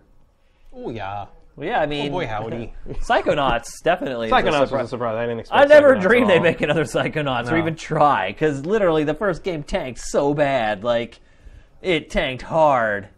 I mean, 200,000 copies for a AAA game, even though it was published by Majesco. Back then, Majesco actually had some money. Yeah, well, what was it? Advent Rising, yeah, killed it. Yeah. Yeah, I think Psychonauts 2 and the fact that we're getting a Yakuza 0 Western release in a timely manner would be the two big surprises of each event for me. Yeah. Or Ni no Kuni. I mean, I didn't think Ni no Kuni 2 would ever be made. Let's see. From Justin Horman, what will it take to get Mr. Kyle to say GIF? Yeah, give me some peanut butter. Yeah, it's GIF. It's a GIF. GIF already means two things in English. We're full up. I've never called it GIF. I don't know anyone who calls it GIF. Well, the creator of the format said it was supposed to be GIF. Oh, really? Yeah, but nobody pays attention to him because it's stupid. I've never heard anyone call it GIF ever. Yeah, but some people call it GIF, but like, it doesn't. It's GIF. It's like GIF means a peanut butter and in a hurry in a GIF. Like you've already got GIF means nothing else except an animated file. Well, if you just pronounce it the way it's written, it should be GIF. I think so. Yeah. Let's see. Any chance of DK from Dogface Pig? Any chance of DK showing up on the last show of the year for our Game of the Year show? I read that and I initially thought, did a Donkey Kong game come out this year? He's talking about Daniel. I know Daniel Kaiser, but like I was like, at first I was like, DK. Well, the last show of the year is in 2 days, and I have not talked to DK about that, so the chances of that are pretty slim. One thing I will say is that Daniel and I are in conversations working on a new show, so that's my little Christmas gift to you guys. I'm not going to say too much else about it, but he and I are kind of working on something. He actually just started a new job in the industry, and it would be kind of a collaboration between Sifted and his new publication. He left the Retro Gaming Magazine, by the way. I should bring that up. So he's not there anymore. So he has moved on to a new venture, and this would be a joint effort between Sifted and his new venture. So that's all I'm going to say. Cool to do something with him. Yeah, DK's good people. Let's see. Do we have anything else? DK money, shizzle. All right, that looks like it's it. All right, as always, thanks to everybody, especially the people who are in Europe who are still awake or just got up and are drinking their coffee. Have a great day. Have a great Wednesday in Europe.